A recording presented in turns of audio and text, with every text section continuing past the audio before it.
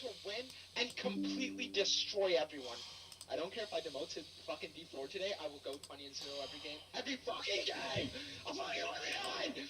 Dude, I don't care at this point, like, you don't understand? And I'm sure that if a lot of you look back to when you first started playing, you could probably think of similar things. It's the entire reason why the Faker versus Ryu Z clip went as viral as it did.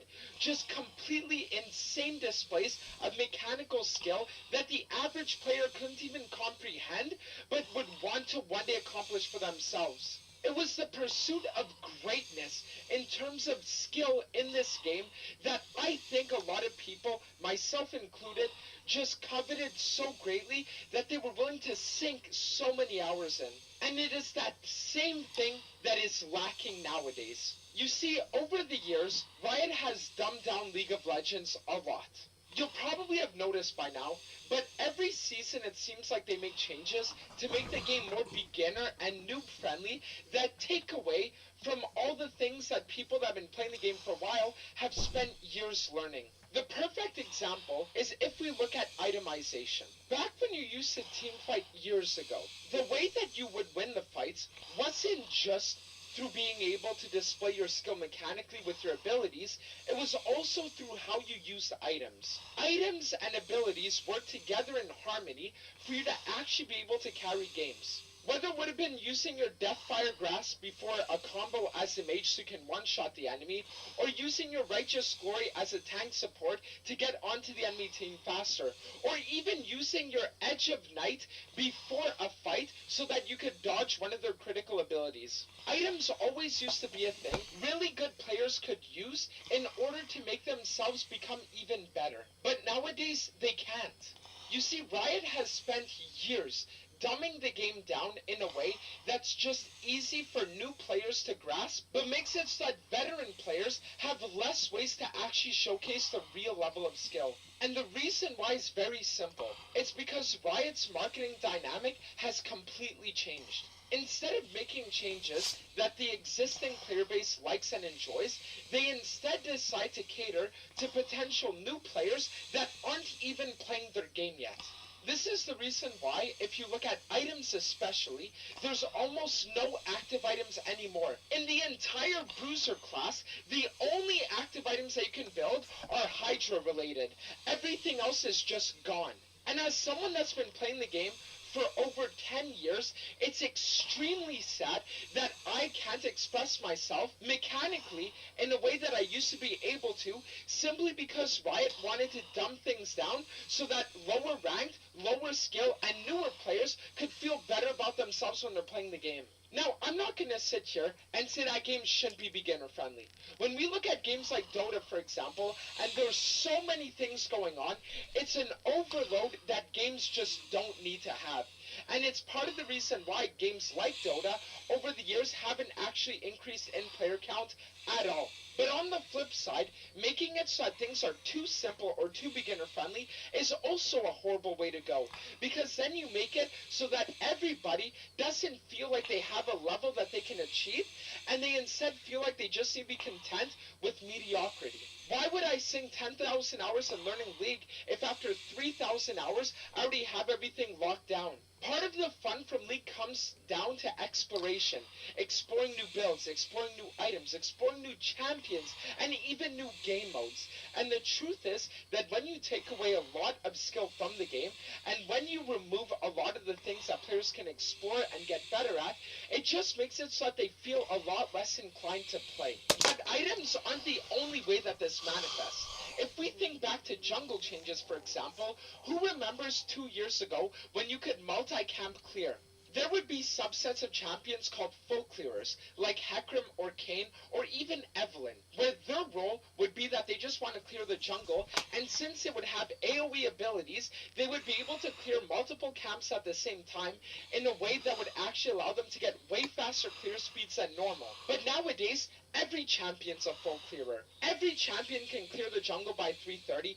Every champion can clear with over 3/4 of their health fully intact, and it just makes it feel like there isn't excitement anymore. Why would I, as a new player, revere an experienced jungler's clear speed when I know that I can do the same thing as him in just a couple games? Figuring out how to actually get the Gromp and the blue leash ranges so that you can hit them both at the same time is something that I'm sure many of us spend hours practicing, and then to have that just completely removed in the blink of an eye so that new players could jungle easier, it just sucks. And on the topic of jungle, we can also think back to jungle items. Back in the day, there used to be Hunter's Machete or Hunter's Talisman.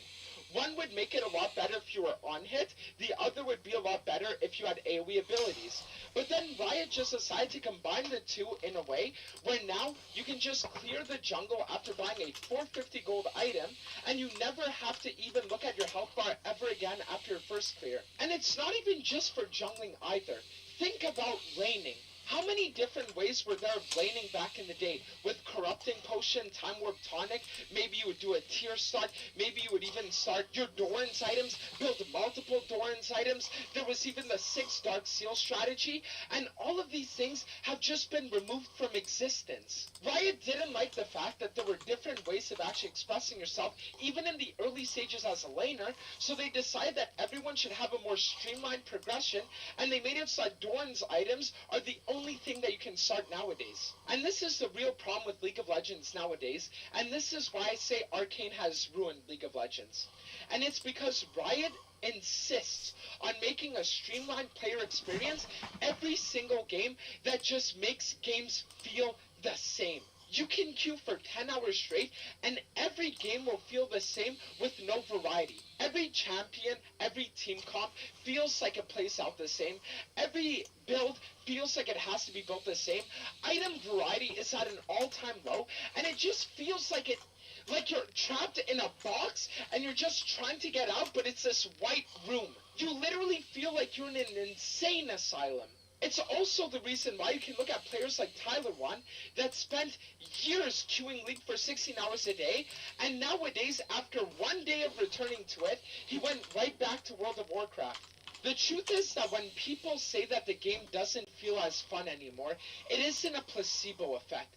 Player experience, every single game that just makes games feel the same. You can queue for 10 hours straight, and every game will feel the same with no variety. Every champion, every team comp feels like it plays out the same. Every build feels like it has to be built the same. Item variety is at an all-time low, and it just feels like you're trapped in a box and you're just trying to get out, but it's this white room. You literally feel like you're in an insane asylum. It's also the reason why you can look at players like Tyler One that spent years queuing League for 16 hours a day, and nowadays, after one day of returning to it, he went right back to World of Warcraft. The truth is that when people say that the game doesn't feel as fun anymore, it isn't a placebo effect. It's because it just isn't. Think about all the things we lost. Think about all the things that used to get you excited to queue up. Think about all the things that you would be able to witness from players that were eons of level above you that would make you want to queue up again so that you would one day be able to do the same. And think about how nowadays very little to none of that even exists anymore. So now how does all of this tie even further into Arcane? I'll explain it to you. For years, the heads of League of Legends had to deal with a static player base. When games like Fortnite were increasing in player count, or games like even nowadays Marvel Rivals are skyrocketing the charts, League of Legends always stayed at the head of its category, but it never really ascended into mainstream fandom, the way that it used to in the past. So what they did was they just wanted to make it so that they changed up everything about the game. Instead of having new players look at more experienced players and want to be able to one day get to their level of skill, they instead said, what if we made the new players already possess that level of skill? So over the course of years, and especially after seeing the success of Arcane, what the League of Legends devs did is they tried to dumb the game down into an easy-to-play slop fest that the average player could just queue up for and feel like they could actually impact the game. Riot thought that if they could make it so that the new player doesn't have to play 500 games to actually get to a considerable level of skill, and instead only play 20 games, that it would actually have long-term benefits for their player retention. But the truth is that the only thing it did was it hurt the veteran players. Instead of acquiring these completely new fan bases of people that are willing to play and learn the game, it just turned off the veterans from even wanting to queue up anymore because they couldn't express themselves mechanically in ways that they were accustomed to. And they aren't just taking this approach with the game either, they're also taking it with the ranking system.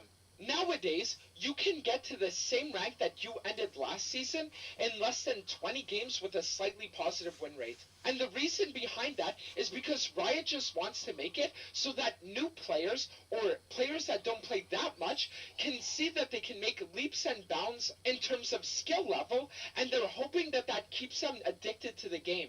And now you might ask yourself, but why are they even doing this? And the answer is simple. Because this is where the money lies. The veteran players are going to play a champion or 2 or 3 champions, and they're going to stick to those. And after they bought the skins for those champions, they're not really going to go out there. Do you want to know who the real spenders are? The players that just queue up for normals, and they're playing with their friends, or they're queuing ARAMs, and they're just buying all the newly released skins, or things that they see are on sale, or even the different aesthetics like the icons or the emotes, or things that the veterans just don't care about. So in an effort to pander to their highest paying community, they've just completely directed the game to funnel their attention towards them. And that's left all the veterans feeling left out, neglected, and unheard. Because the truth is that even if Riot were to remove all active items from the game, it isn't the guy that has 12,000 rank games this season that's going to randomly stop buying skins. It's the person that has 0 ranked games that is now going to buy more skins because they feel like they're better than they actually are. Riot Games is just trying to create a weird cycle right now where they're trying to funnel League players through thematic skins and battle pass and whatnot into Arcane/Noxus watchers, while also trying to funnel the Noxus/Arcane watchers into League players. And what they're getting is just a haphazard mess that feels completely awful for all parties involved. With how bad people's attention spans are nowadays, they don't want to spend 8 minutes farming so that they could maybe get 1 solo kill in a 35-minute game. They want to queue up in a Fortnite lobby, get their first kill in 30 seconds, and then be able to instantly impact the game and see progression. And if Riot really wants to make sure that they're securing League of Legends growth for long-term success, then what they have to do is they have to realize that it's the veterans that matter. It's the people that actually play this game, and it's the content creators that create content for this game that matter. Because if people see that people are having fun playing the game, then they're going to want to get in on it too. So instead of spending tens of thousands of millions of dollars developing these new predatory gacha systems and throwing out these slop skins that nobody wants, cares about, or even is going to buy, what they should do instead is dedicate resources into not only content, but into the creators that make advertisements for their game. Once they actually start prioritizing the experience of the good players, that can actually translate into the newer players wanting to get to that level of skill, that's where the real money and growth lies. And I know what you're probably thinking. You're probably saying, but Dantes, yes, you're right in the sense that League of Legends doesn't have a sense of direction and the leadership isn't going in the right way. But that doesn't mean that Arcane ruined League. And to all the people that are thinking that, I have 2 words for you. Just wait. Everybody knows that when you're running a business, there are always 2 things in terms of money that you're paying attention to. Expenses and profits. People that run businesses know that when your company generates a profit, a lot of the time you actually want to reinvest that profit into your company so that you can make a better product, more products, and then in turn generate more profits, which allow you to do the same thing in a never-ending cycle. And this was, for the longest time, Riot's approach with League of Legends as well. Until recently. The real reason why Arcane ruined League of Legends is because that cycle has officially been broken. Arcane costed $250 million to make, and I have no doubt that the Noxus or the incoming Demacia and Ionia shows are going to be even more expensive. So when you're sitting there and you're wondering, why is it that all of a sudden Riot is really trying to hammer home this whole thing of trying to milk their community as much as possible? It's because of that. It's because Riot realized that they can turn Runeterra into something similar to the Marvel Cinematic Universe. And they're trying to milk League of Legends dry for every last dollar that its players are willing to spend in an effort to make more shows that can then appeal to more people, which allow them to find more normie ways of making money. There will come a time 5 years down the road where the main revenue of Riot will not be from selling RP in League of Legends. It will be through selling action figures, merchandise, or even the rights to different studios that are willing to buy them out. And that's the truth behind why we're seeing things progress in the way that they are. Arcane set the precedent for Riot Games to actually take money from the League players and reinvest it in other aspects that aren't League. So as a result, we are now having a decaying product that even though it's receiving updates, entire teams of people are being laid off, which leads to a worse overall product. I can only hope that one day Riot Games will actually realize the error of its ways and really focus on the things that matter. And instead of trying to do everything to sell skins or to generate better profits, just focus on making a good product and that'll be enough. I know that recently I've been talking a lot about subjects like this, but the reason why is because I just find it hard to play a game that I love, and it makes me very sad that that's the case. The players just want to have a game that they're proud to be players of, and I really hope that over the course of these next weeks, Riot actually realizes that that's the reality behind why there's this much criticism. What's this? I made an animation for Zach. Oh boy, miserable life. Oh, good. It's April 20th, 1990, and you are 16. That...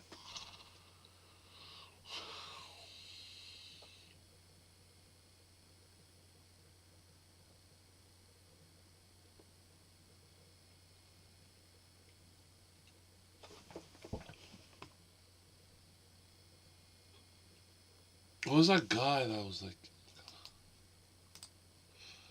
I have to look at my history. He taught me how to play in the league. This Asian guy, he didn't explain properly. No, no, not this.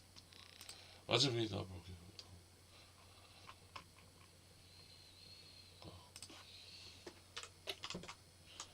I forgot his name. You can see this porn on YouTube, but it's really hard to find. That's a weird name.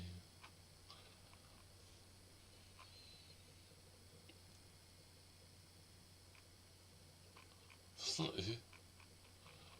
How to play League.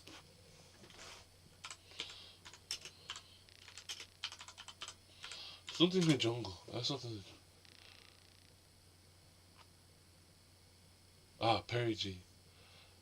There he is. You can kind of see how that guy's even confused. Why the...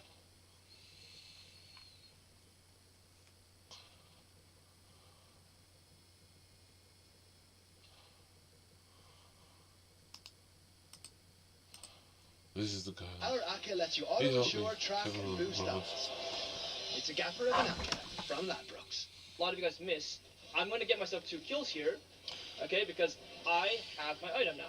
So, this guy should just get completely destroyed by me.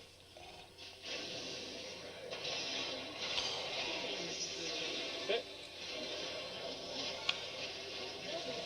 We get both of them, we're going to get another wave in, and then we're going to play for this dragon. So we've ended up playing for the dragon, and playing in the bot side, by skipping our camps because we have our first item. When you have your item complete, you play aggressively, okay? I'm Tony Cascarino. This is Tony Ben, and we're here to... Hey, Tony, wait, we have to do it on horseback, remember? Is this really necessary? Let's just show our horse theme games. This is Tony Ben, and we're here to play. Stop horsing around. Download TonyBet app today. Bitcoin has become mainstream. Or so we've heard since 2009. So, are we there yet? Tune in to the latest traffic updates from Silver Gold level game. I'm going to show you guys how to power farm on a ganking jungler, and on top of that, what you do in the mid game when you have a lead. A lot of you guys have been getting leads in another game. I'm really proud of you all. Now the next step is what can you do in the mid game to accelerate your game even further and win harder. Okay? We started the game off with my Shen, went for like a level 1 ward, and he just died there. It's quite fascinating, okay? But really important, guys, as a ganking jungler, what can I do to have more impact on the map in the melee game when I'm strong? And then if you guys have been enjoying this series, a lot of you guys aren't actually subscribed. It would help big time if you subscribe. So you guys like might not even know you're not subscribed. Anyway, I appreciate the support so much, and let's just keep clearing here. So again, we're in like silver-ish elo, so if you're below platinum, I'd say this is for you. If you're emerald or higher, like this is probably still useful, but definitely better than the lower tiers. Okay, I'm gonna keep farming. Nice and simple here. Finish up all my camps. I'm gonna put a point in my queue. There's a chance that Ivern invaded my bot camp, which is all good. If Ivern invaded my bot camp, I'm still gonna play for my full clear, and then we'll deal with Ivern later. Okay, top laner is hinting. Low elo is a blast. Again, guys, wolves, then Gromp, then you do your blue buff. Okay, it's the order of operations. It's really important. See, a lot of even high elo players fuck this up. It's all about your sequencing. Okay, we're gonna finish our blue buff here. You can see Volvin actually has an insanely quick clear, guys. After I take this blue buff, I'm gonna sit in the bot side and take the bot crab, and I'll be happy. I'm not gonna gank anyone. I'm just gonna sit here. I'll do a little dance here. Bum bum bum bum bum bum. And then I'm going to one shot this crab here. Push it up a little bit, and then recall. I'm gonna drop a ward on this Raptors, so I get some information. Recall and go straight to the top side. Okay, we're gonna clear our Krugs, Raptors all the way down. Ignore the little inters, it's all good. They do not know what's happening. Oh shit, my shit. And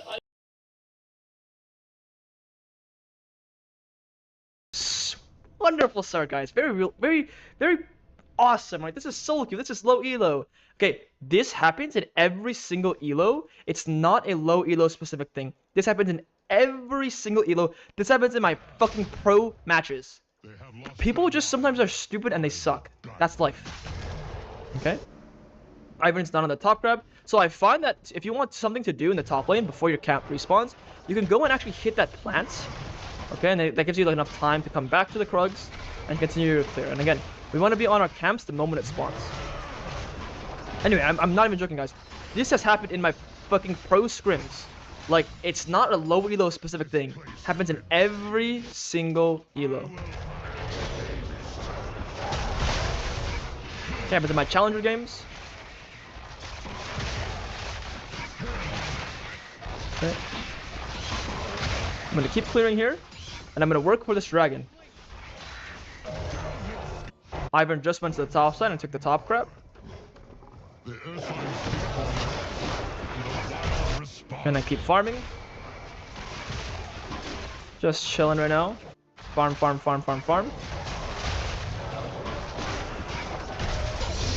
This is feeling amazing, guys. Again, because we synced our wolves and Gromp, that means our Gromp will spawn right after wolves. If we did wolves then blue then Gromp, this would not be up. The top laner is getting ganked. My ADC is question pinging me. Okay. Now again, we're farming for level 6, and then once we get around level 6, we can make plays. So because I'm playing a ganking jungler and I finished my full clear, what I can do now is actually look for a bot gank if these guys walk up in the lane. So let's see here. Are they going to walk up? They are. Now is the time where I'm going to walk in. Okay, I'm waiting for them to walk up first. I'm going to look for the Thresh here, because the Thresh is closer to me and easier target. I have boots, so I'm going to flash because he uses his W. I can chunk his HP out here a little bit. Okay, and then I can finish clearing the wave. And I do want to play for this dragon, but I'm going to clear the wave with my MF. Okay. And then I'm going to ping the dragon. Make sure everyone is aware of what I want to do here. And then I'm going to hit this, heal, and I want to recall as quickly as I can right after. I can heal from the Drake. My Echo goes around, my Echo knows I'm playing for this. We get Sona to come help us now. MF is going to go the safe way to come help me. So it's important that I'm playing Volibear. Even if he really wanted to outfight me here, he can't beat me in a smite fight. My champion is simply too good. I'm just going to let my MF die. I want to get this Drake. Okay, this Drake also gives me level 6. So now it's a time where I can fight like an absolute psychopath. My Shen uses TP, which is great.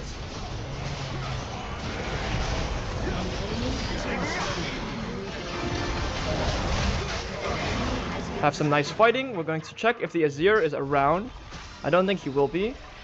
Okay, we have level 6, guys. We can play for a fight. Level 6 timer is a massive power spike. That's when I want you to go win 1v3 like an absolute psychopath. Okay, and even if I went in and I died there, it's the mindset of I'm willing to take fights with my level 6. Okay, obviously some high level fighting matters. Again, this is mainly about the mid game and about how full clearing works and playing for objectives works. I really want to show you guys the mid game anyway. Okay, so we're not even really ahead. It's like kind of even, but I really want to show you guys what to do in the mid game. I'm just gonna go really standard build. I like Southern Sky. I'm just gonna go Southern Sky. I'm gonna go clear top down here. We do not care about top side whatsoever. Again, our Shen is not our win con, so we're not gonna play around Shen at all. Okay, we're gonna do our Krugs, Raptors. When our ultimate is up, that's when we can make the next play. In the meantime, we're just gonna keep farming. I see too many of you guys are willing to just fight things without your ultimate. You need to fight when your ultimate is up. A lot of you guys will get panicked here. Oh my gosh, my Shen is going to die on the top side. All good, man. Die one more time, die 2 more times, die 3 more times. I'm gonna carry and I'm gonna fight. I'm gonna make a really good play when my ultimate is up. Okay, this is actually a good thing. I need to teach you guys here. Ivern used his tempo in the top side. That means I have an opportunity to dive their bot lane when my ultimate is up, or even invade his bot camps. Ivern doing the grubs is a great thing. That gives me the opportunity to completely shit on their bot side. Again, fast clearing here. Okay, you need to be very efficient with your clear, as much as you can. So I can gank bot lane, I can dive bot lane. There's a lot of different plays I can do here. I can even gank mid lane. But because I'm going to try to show you guys how to play a very clean game in the bot side, I'm going to just go through here. I'm going to, instead of going through the river where it's likely warded, I'm going to actually run behind them. And I'm going to pressure them even further here. I'm going to do the Krugs. So if you guys want to know how to pressure the enemy as hard as possible, you play in the side. It's down here or it's up there. You play for the camp really close to them.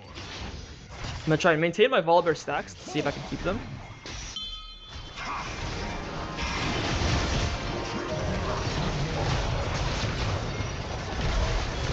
Okay, that guy should just get destroyed here. I have my ultimate, so I am willing to make a play. I'm gonna stun lock him here. I get stunned, all good.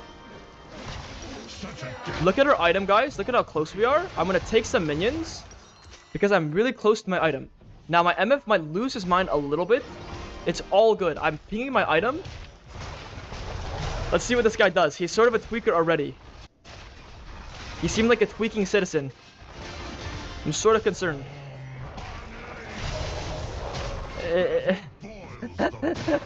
Okay, he's good. We're fine, okay? We're fine. I will say in lower elos, it definitely is scarier to take minion waves and stuff. Yo, Trotetsy, thank you for the party of 4, man. Appreciate it. Thank you for the raid.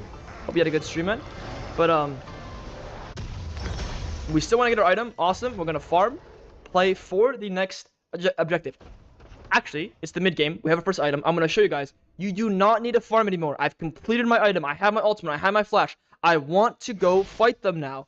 Okay, so I'm going to skip my top side. I'm going to go straight into the bot lane. I'm going to go straight into the mid lane. I'm going to kill these guys again. I'm going to play as aggressively as possible now that I've completed my first item. So here's the timer where a lot of you guys miss. I'm going to get myself 2 kills here. Okay, because I have my item now. So this guy should just get completely destroyed by me.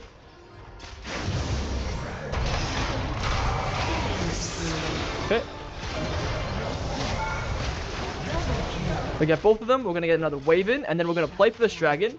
So we've ended up playing for the dragon and playing in the bot side. We're skipping our camps because we have our first item. When you have your item complete, you play aggressively, okay? William Hill gives you a daily ACCA winnings boost to reward getting it right. William Hill, betting done properly. That's the rule, guys, and that's what a lot of you guys are missing and not understanding when you're playing the jungle. So here I'm going to do some double camping, if possible. If not, okay, all good. I want to take this real quick, level up. Okay, I'm going to bring this out, follow the fundamental principles, pull it as far as I can, do the dragon, and again, we have our completed item, so we want to fight literally anything right now. So I sort of get him there.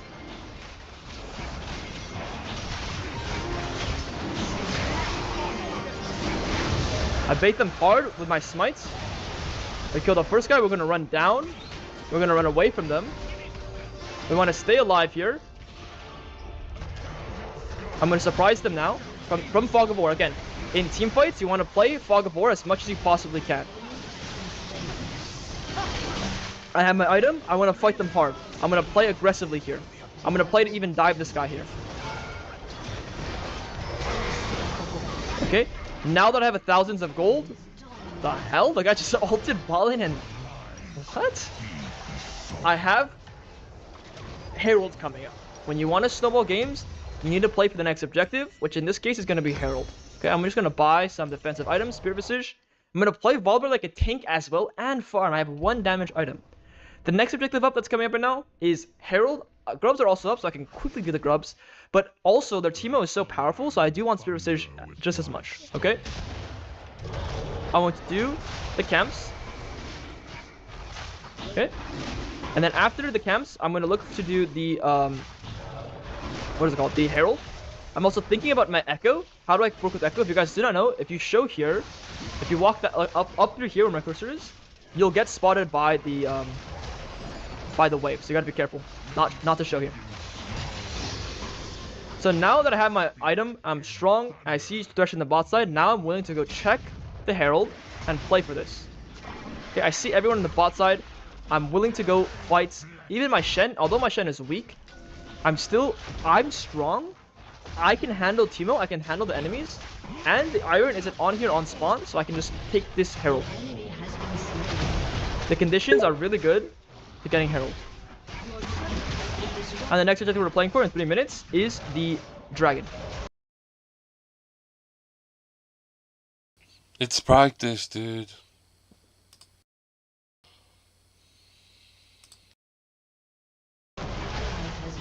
But while we're thinking about Dragon, we need to think about any outer turrets we can break here. So when you're playing and you're ahead, you need to think about what turrets I can break to accelerate my game. That's how you win games quickly. You break enemy turrets. Okay, so even here, although my Shen is weak as hell, I'm in the top side and I can pressure the enemy top turrets. Even let's say Azir is here, I can completely destroy Azir. So I'm just going to wait here, and I'm going to pressure this top turret with my Shen. I'm going to see, maybe the Azir comes, maybe the Azir doesn't come. I'm going to ping this. Maybe it's Shen coming here too.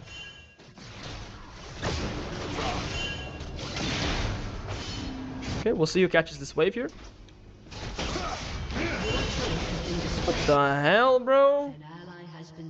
Alright, Jin will still come catch this wave. And we're going to get him. Play very patiently there. And again, I'm still playing in the top side for this turret, but because my teammate has actual, like, brain functioning problems, which is normal, I have to just now take my leave and escape right here. Okay, because my teammate's not alive. I'm going to wait, recall here, go back to my bot side, get my completed item. Once I have my completed item here, although I do want to play with Echo, that's not the next objective to play for. The next objective to play for is in the bot side, the bot turret, because the top side is not something I can really play for here. So I'm going to go into the bot lane here.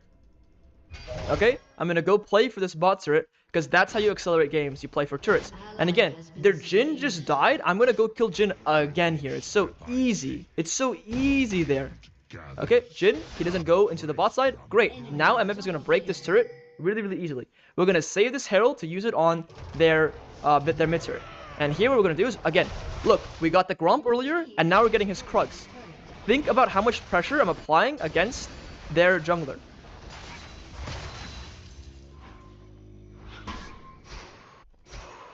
Okay, I want to play a little safe here.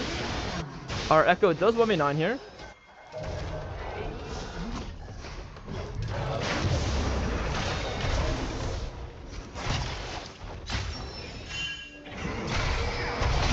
I'm willing to fight anything here. Again, I have my second item. Look at me, I am God right now because I played for my item spikes. Try to kill God right now, homies. Try to kill God, little homies. Try to kill me, little homies. You're all fucking dead. Why is this possible? Because I have my item spikes. I'm not actually playing all that well, bro. I'm just running at them in a straight fucking line, but I have my fucking items. So what can they do to me? Huh? Try me, bro. Try me. Next objective we're playing for is the dragon. Although we have an opportunity now because they're all dead to drop Herald mid. I'm going to... I won't do that. I'm going to do the dragon on spawn. The principle is to always do objectives the moment they spawn. I'm going to show you guys. Do it on spawn. Save your tempo here, okay? I'm going to do this dragon. And we're going to recall and play for the next objective. Everyone watching this video, everyone in the chat, what is my next objective after this dragon? What do you guys think? Actually, let's secure this first.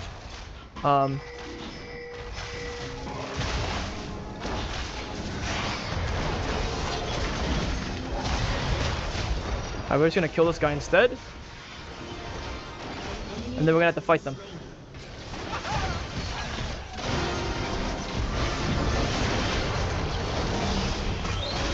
Actually, I've leveled up Smite here. Oh my god, I lost with level up Smite.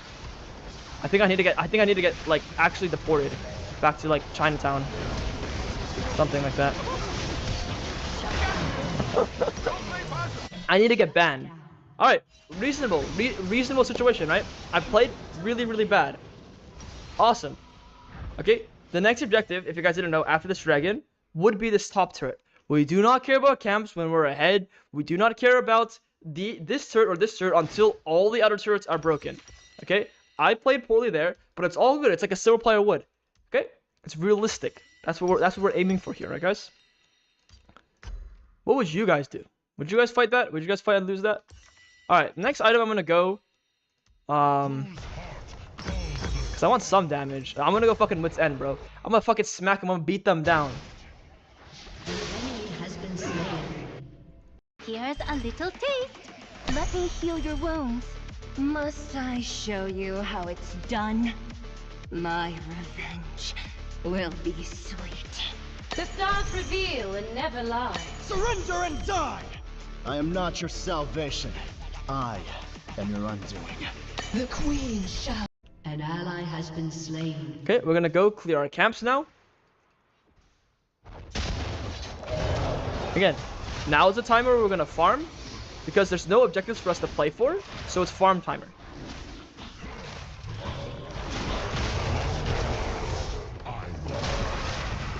The next objective here, because we didn't get the dragon, will be a tier 2 turret.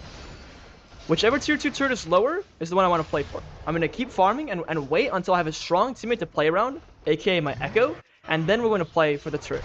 But right now, at the current moment, our strong teammate is not here. Yeah, thank you for the prime, bro. I appreciate that. My top player has 13 deaths. Low elo is something else, bro. Low elo is actually something else.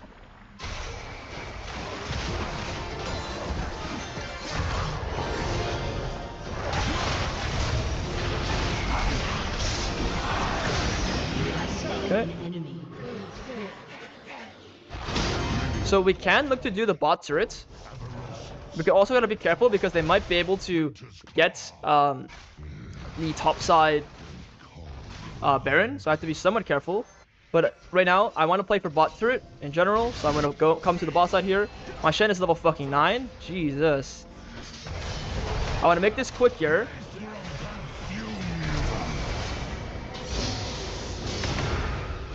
No way, this guy might actually escape here. Although I'm pretty quick. Okay, he does not escape. And now we can play for the bot turret. We're gonna chunk this guy hard here. Get this guy's flash. Wonderful. I'm not going to overchase. I'm going to do his camps though, and I'm going to work on the next turret break, which will be the spot turret.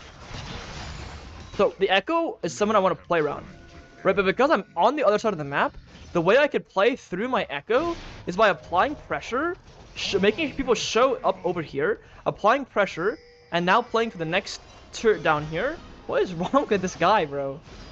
He's on some crazy shit. We don't want to play for this objective.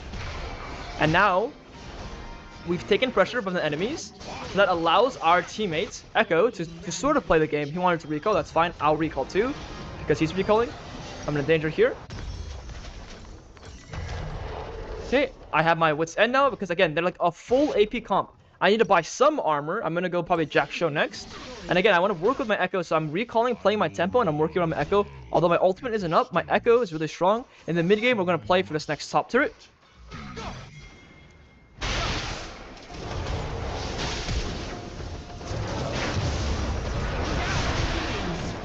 Okay, we killed that guy here, working around our Echo. That guy's about to die to Malignance, bro. He didn't see on the floor or what?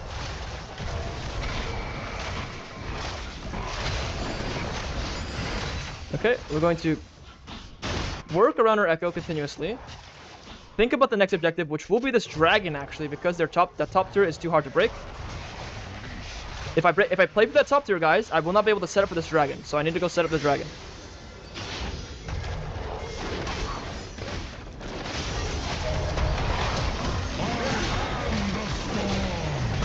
I'm gonna fight here because I have my item. I'm just very powerful right now. I have my items, I have my ultimates. It's time to fucking fight. Literally fight anything when you have your items. Okay. Plus I have my MF, so it's really powerful with my MF. Okay. I have some teammates in there as well, so it's super easy to just 1v9 them and just destroy them. Now we're gonna play this next objective. I could have also done Baron there, but I'm just gonna show you guys playing for Soul is very nice. It's a secure way of playing the game. My nose got super itchy there. What the fuck? We're gonna do this objective, and we're gonna play for the next thing, which will be this top turret. If it was up, it's down. Now the next objective to play for, when all of the side turrets and the inner turrets are exposed, do not clear bot camps here. You recall, you play for the Baron. I want to set up ahead of time for this Baron. I also want pink wards so I can control the Baron, and when they face check me, I'll be able to one-shot them. I'll be able to chunk them down to very low HP, exactly what Echo is sort of doing here by sitting in that bush. If I did my bot camps, guys, I would not be here getting this kill on Thresh with my Echo. I would not be here to kill Teemo here. I would not be here at all. To work around my team here, if I did those bot camps, it would be impossible here. My cat's on my screen right now. I can't really see. All good.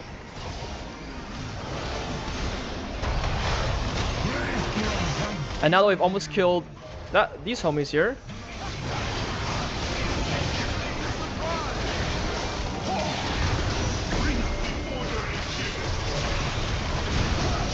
Okay, again, I have my items. I'm very strong.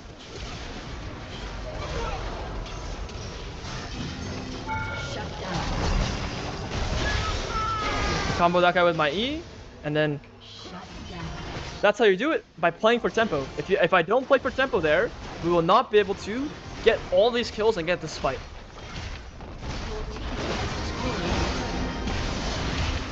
What the hell is wrong with him? He has 16 deaths, bro. Your team has destroyed an inhibitor. My top winner has actual dementia or something. I don't know, bro.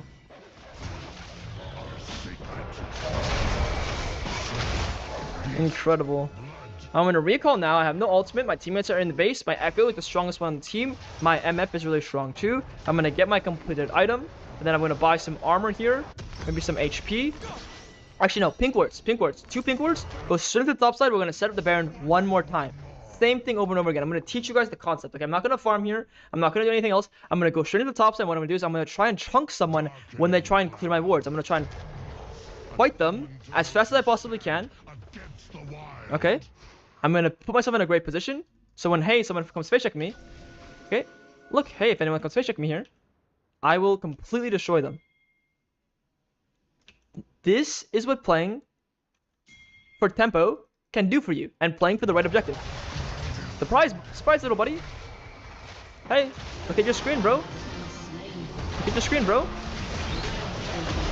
Hey, bro, I recommend you look at your screen. That's because I'm setting up in their jungle. I'm positioning correctly. Here, I'm going to use Fog of War to my advantage. Okay. Cat's on my screen again. Little bugger.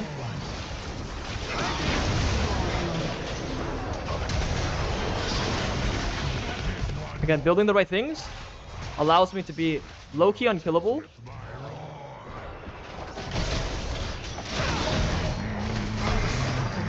Dance on a skull a little? Dance on a skull? Alright, back to the Baron. Okay, the FF. Okay. So that's how you do it in the mid-game. We would have gone on the Baron there. That's what you're supposed to do in the mid-game, guys. Drop your camps, set up in a bush, sit there, get your campfire out, cook some fucking marshmallows, bro. Cook your fucking steak. They're gonna come for you. They're gonna try and steal your food. You fucking crack their skulls. You're not allowed to do that. You fuck them up, then you do the objective. Okay, then you get the boar. You get the big thing. You get the Baron. You get the dragon.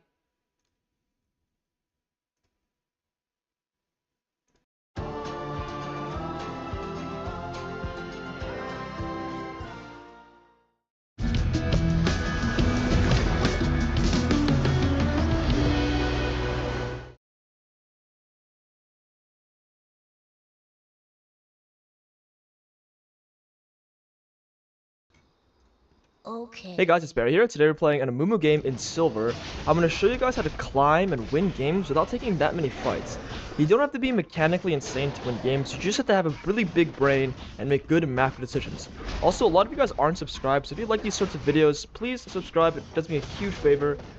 And let's just jump in. So the first thing you do when you're just playing a really smart game of League of Legends is you full clear. You full clear once, twice, you get level 6, and then you can start making really decent plays with level 6, but until level 6, you're going to see me, I'm not going to fight anything. Okay, I'm going to play like a silver player would play. I'm just going to add a little bit of decision making, and I'm going to climb really, really easily, okay? So I'm even going to reasonably clear the camps slower than I would normally clear them, because I want to be reasonable as if I'm a silver level player, okay? I'm going to clear the camps even slower than I normally would. I'm sort of trying to simulate what it's like to be a silver player. Come back. Okay. So I would normally finish the camps all the way over here. I'm going to finish it in the pit. It feels very weird to me because I'm doing the opposite of what I normally would do, but it's okay. I go here, I Q.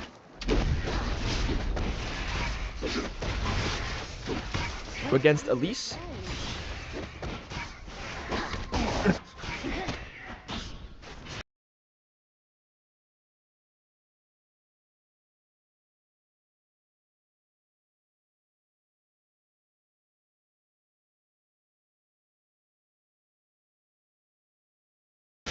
Okay. We're gonna full clear, we're gonna do our crab. We gotta be a little careful here of the enemy. Bring the red buff to the bush and just do the red buff. Nice and easy.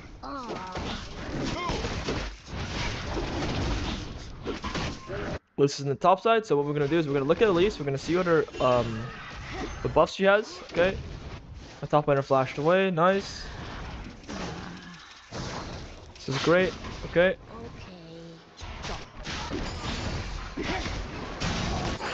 We're gonna go do the crab now. And I'm a little slower than I would like, but of course I'm trying to simulate what it's like to be a silver level player.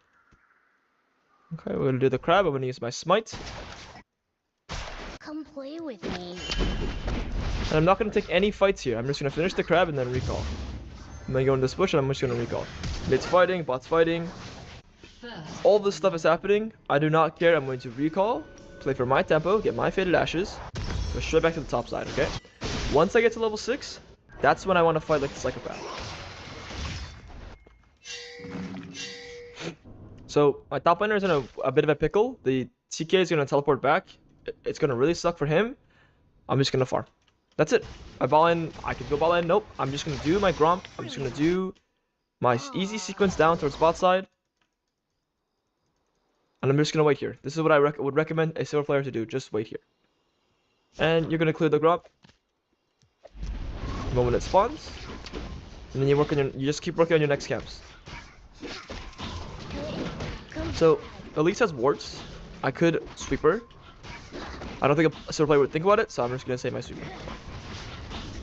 I'm gonna finish the camp. Okay, we're gonna do the wolves here.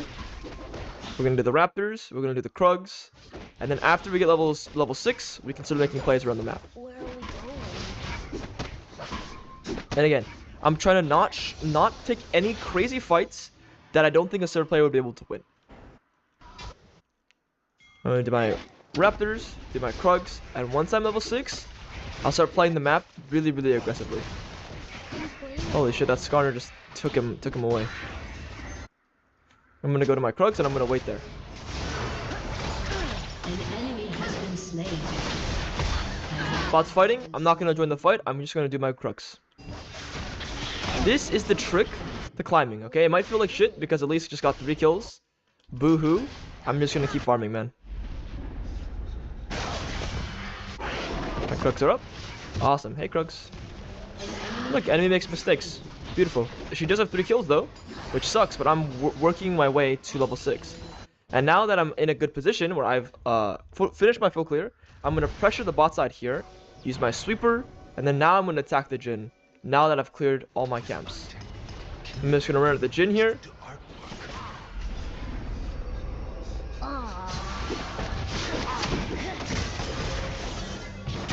I'm gonna dodge that, okay? And I'm just gonna run away now. We almost got the kill, we didn't get it. It's okay. I'm gonna look just to recall. A pretty hard kill to get either way. I don't expect anyone to get that kill. I'm just gonna leave now and recall and go straight back to my top side where I can get my next items. And on top of that, I can get level 6. When I'm level 6, that's when I want to play the map really, really aggressively. Elise is back to the bot side. All good. We're going to... Elise is going to get 4 kills. Kill my laners 4 separate times. At least I think. Yeah. But it's all good because we're going to hit level 6. And when we're level 6, we're going to play the map really aggressively. So we see Elise in the bot side. My bot side is like dying. What I'm going to do is I'm going to do the grubs. Take a really easy sequence here. Do the crab. Do the grubs. And when you pull the grubs, guys, this is the thing you guys need to learn. Every single elo, you want to pull the grubs out like that, and then when they're together, it's easy to do them because now your E or your AoE spells hit everything. This works on every single champion. You pull them out, and then you can do them really easily.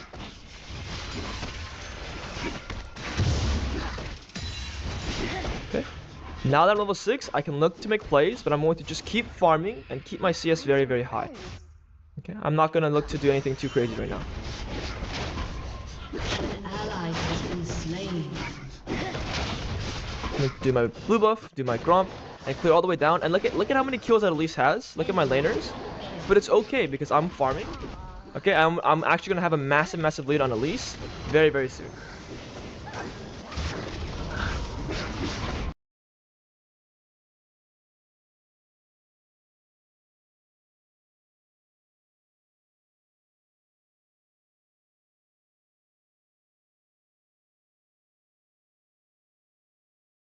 Okay. Look at how close I am to my item. I'll ping that to let my teammates know. And what's gonna happen here is I'm level 7. Their Elise is barely level 5. Yo, thank you for the 5 gifted, bro. Really appreciate that. Appreciate that big time. If you guys don't know, I stream all these games on Twitch. Anyway, I'm gonna keep farming here. I'm gonna farm all the way down. And when there's a timer for me in the bot side, let's say I want to gank bot lane, I'll do that once I'm done with my full clear. So all done, guys, is do the clear. And I actually have a lot of gold. I'm actually very, very high level. So we're in a great position. And now that I'm done with my clear, if I go to the bot side with my ultimate, it's going to be really, really easy play for me to make.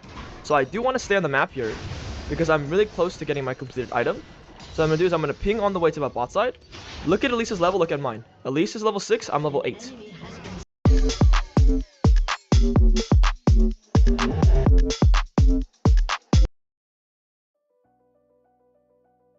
Stridebreaker? Hey guys, Carter here for it. today with the Go Echo for it. guide. This guide is for anyone that wants to learn Echo and just have the basic fundamentals going into your Instant next solo solo queue queue. games.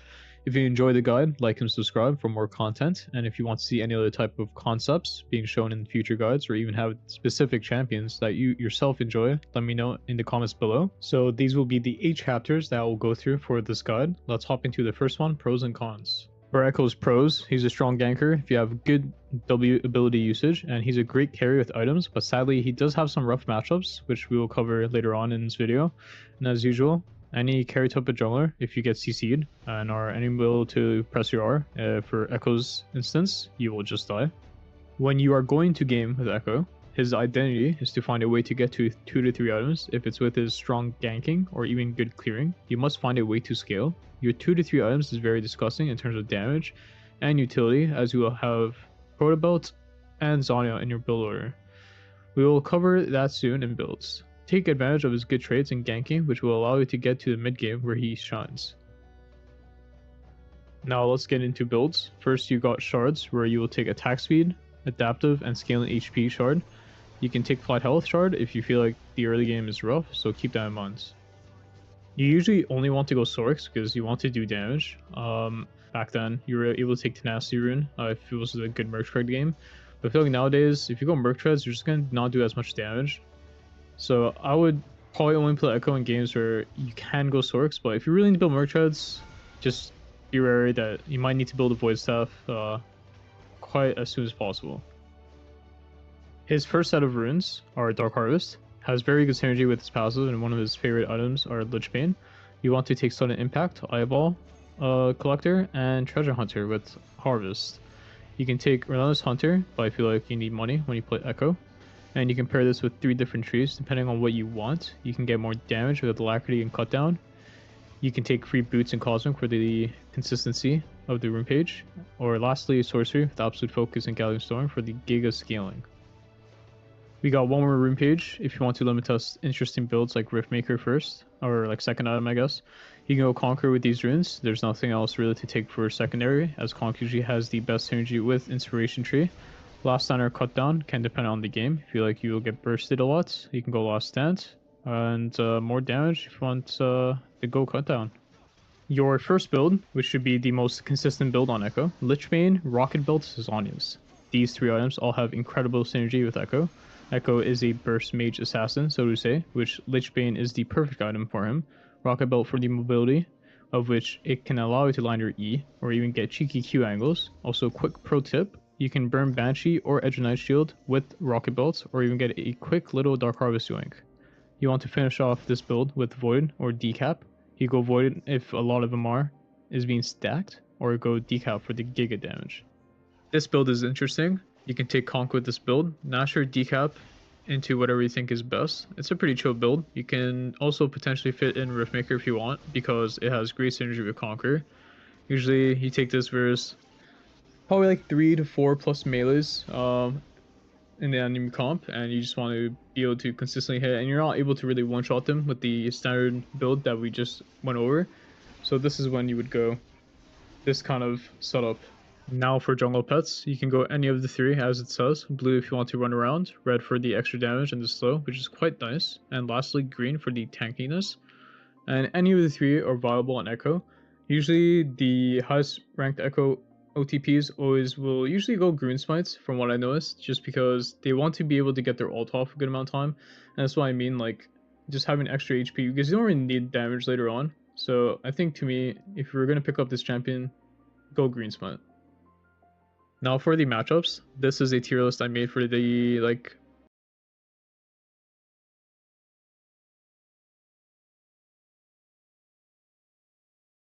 damage later on. So I think to me, if you're going to pick up this champion, go green smite. Now for the matchups, this is a tier list I made for the usually the meta junglers that you should be playing against in solo queue. So if I missed any, or you feel like I wasn't clear on some of the matchups, ask me down in the comments below. You got 4 sections, so let's hop into it. Let's start with very hard. You got some very scary champs on your screen. I think Siobhan matchup shouldn't feel as bad after the nerfs, but I'm not sure. As for the others, they all farm very well and destroy you in the 1v1, so try to avoid isolated fights. But Echo is a champion where if you find a W angle on them and get a good quick trade in, that's very good for you. You can do that against anyone, so keep that in mind. they do have good short trades.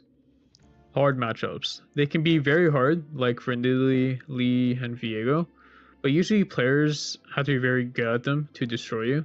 They aren't as straightforward like the very hard champs, which to me are easier to pilot. So I would say in Grandmaster and higher, matchups like Nidalee Sin can be hard, but in low elo, you are probably fine. Make sure to find not to get invaded, and you should do quite well versus them later on. Use your W well. It's an ability you cannot waste for free. Pretty chill matchups. They can't really like Giga punish you unless you like mess up or get cheesed. Be careful of like random level 1 to 3 invades by like Volley on the Raptor camp starts, Graves, Kane, Talon. They are pretty strong level 1. Some are stronger level 2 and 3. Should be able to just scale into the game for your items versus these champions. And for champs like Vi, Nocturne, Wukong, where level 6 is very good for them, you want to try to counter gank them. Your W can create a lot of space, so try to not to like give them free plays. Easy matchups, well I guess there's only really 3. To me these champions are all kind of useless, and you do have a good clear versus them. Jarvan can be rough if they're good, but again, like this champion is just a ganker, which you can also be. You can match ganks and even outclass them. If you know where they start especially, try to yoink Raptor camps from them, as you are a very strong Raptor taker. And the Jarvan matchup might be not as easy, but I mean, the majority of people who play against this champion and lower MMR, it's just like, you should be able to destroy this matchup. They don't really know what they're doing usually, so yeah. Okay, this is a new section I added for this guide and for future guides, which I didn't previously have. Let me know how it was and if I should improve anything on it down in the comments below. Your first path is Raptor Krugs Red. This path is usually to have the highest uptime on your red buff. You can either go fight level 3 after red, or go clear your camps and play for your respawn afterwards, which will result in you buying a alternator first recall with a pink. You can watch this clear, and you can skip through it or play on 1.5x and do that for the other 3 clears I also have. Yeah, just I'm pretty sure I did this pretty efficiently, if I recall. Not sure, maybe a little bit could have been better, but yeah, this is one of these standard paths.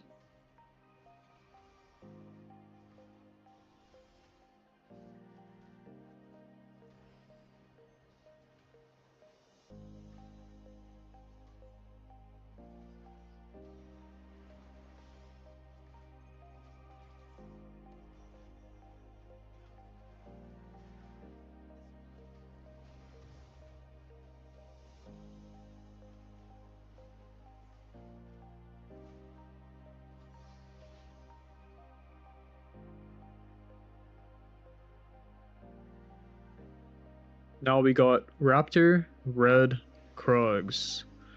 So for this path, it's for, you can find a potential level 3 gank on the side you start on. So if you start blue side Raptors, you can gank their bot lane, and if you start top side Raptors, you can gank their top laner.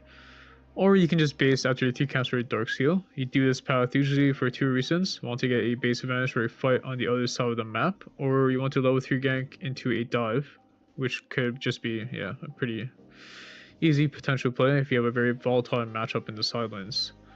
So usually you don't really want to visit mid, unless of course like it's very apparent that you can go. But yeah, it's usually ganking one of the side lanes and then basing for a Dark Seal. And you have usually perfect gold for Dark Seal plus pinks. Oh, not pinks, 1 pink if you do this. And you can also drop a ward into Tribush for your base. So when you do this Krugs, you go ward the try, and then channel your base while killing all the Kruggies. And then yeah, and you see your base here. Dark Seal. Probably have to wait in base for a little bit, which is fine. And then you can swap to red if you dropped your ward, and then you get a pink.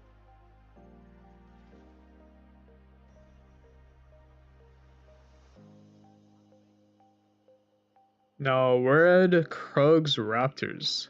This is the most, actually this is the standard path for jungle, which is where you do your 3 camps and look for opportunities after.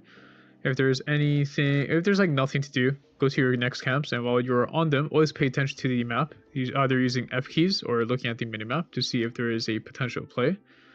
And yeah, you do Red Krugs Raptors, and then after that, you always think about a gank or a dive. And if there's nothing, you go to the next jungle quadrant. It can also be their jungle, where you can play to invade if you have Prowl in your lanes. But yeah, it's pretty much up to you.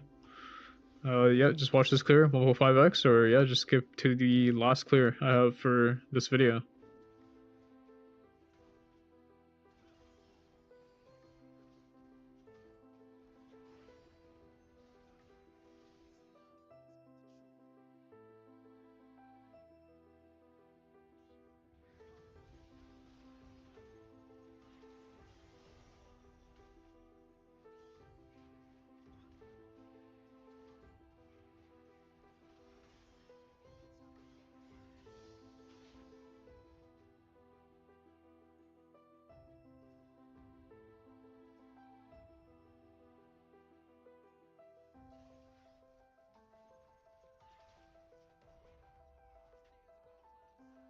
Now, the last clear.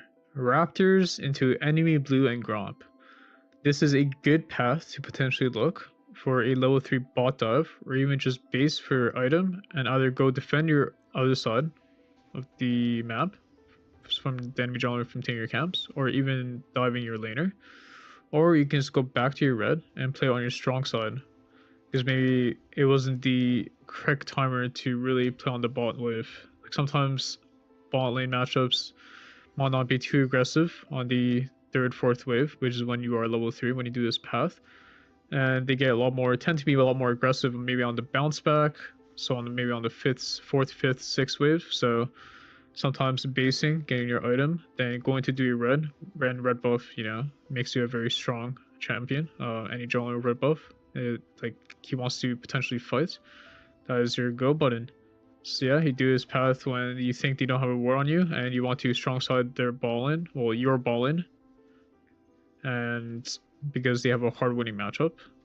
So yeah, you can do this cheese path on actually any jungler, pretty much. And as you can see, if you want to dive, you're gonna be level 3.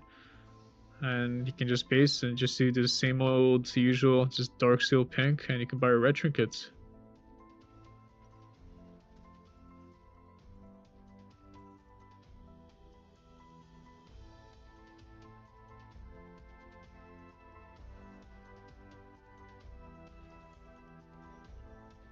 Okay, let's get into gameplay, guys. It's pretty basic, I would say, as Echo is a pretty simple champion. In the early game, you want to do your 3 camps and then start looking for gank angles and flash burns. Also look for plays after your 3rd camp and play with your camp respawns. You're also a great tower diver because it's hard for them to just escape if you sandwich them. Now for the mid game, you want to play with your setup so they can help you land your W ability. Finding angles is a good way to start fights or even cause chaos in the backline or make a pick even, so make sure to look out for those. For how much your zone your W creates, you can have very good control of an area, especially neutral objectives, Dragon and Baron. Lastly, for the late game, where it's basically just team fighting pretty much, use your W wisely, even if you are throwing it out to zone the enemy. That's already like really good. You don't need to jump into each W. Also keep in mind that you can go in and out of the fights with your ult, or even find a fat ult hit on the carries while doing that. You are able to split push reliably well on Echo, as you will have Lichbane and are already a good tower taker naturally. So now we got mechanics. First is, if you miss your Q1, you E Portabolt auto, and then your Q2 will land. Next one is E auto flash. You basically won't take tower aggro if you do it correctly.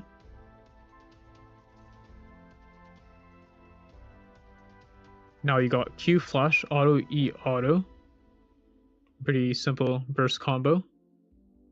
And lastly, your last combo is EQ auto Portabolt auto, and that's pretty much it for Echo combos. I know there's like maybe like some really sneaky ones where you can proc your W without actually being in there with ult, but I mean these are the basic combos for Echo. This champ, pretty easy to play. The only thing you need to be mindful of is as soon as you get like the abilities on lock, like the combos, you need to learn how to use your W to make the most out of it. You can do a lot of cheeky stuff in the early game, and just remember that you aren't super strong 1v1 a good amount of time, but you can have impact in the numbered fights quite well. Thanks for watching this video, guys. If you have any questions on today's content, please let me know down in the comments below. I'm always trying to improve guides, and this is one of many that I want to post. I'm planning to do at least 3 to 4 champion guides a month to cover any genre and help anyone try to get some basic fundamentals for them to use in their rank games. The next guide will be Hecarim, which I'll be releasing probably later this week or next week. I also have a Patreon service so you guys can check out. Check out the Adapt tier, which you can get 20% off coaching and get any coaching vaults for only $9.99 a month. We also have discussions in the Discord for anyone trying to improve at League. All links in the description below. Hope you guys get that LP in solo queue. See you guys next time.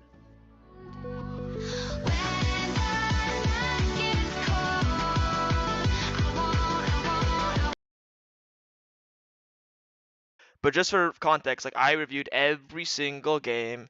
Okay, I got sometimes lazy towards like the 100 mark. I got lazy a little bit. Some losses against Armeo. I got sad. But you can see though, like there's a lot of brainstorming to this game. League of Legends is very complicated. There's so many things going on in every single game.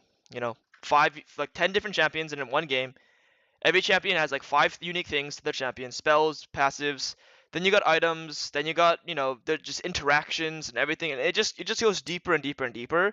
So kind of breaking it down for yourself so you can understand how everything works is almost essential if you're trying to climb and not just be naturally good. Some people are just really good, okay? Like if you're just really good, you're really talented, and you can just climb, you can just skyrocket.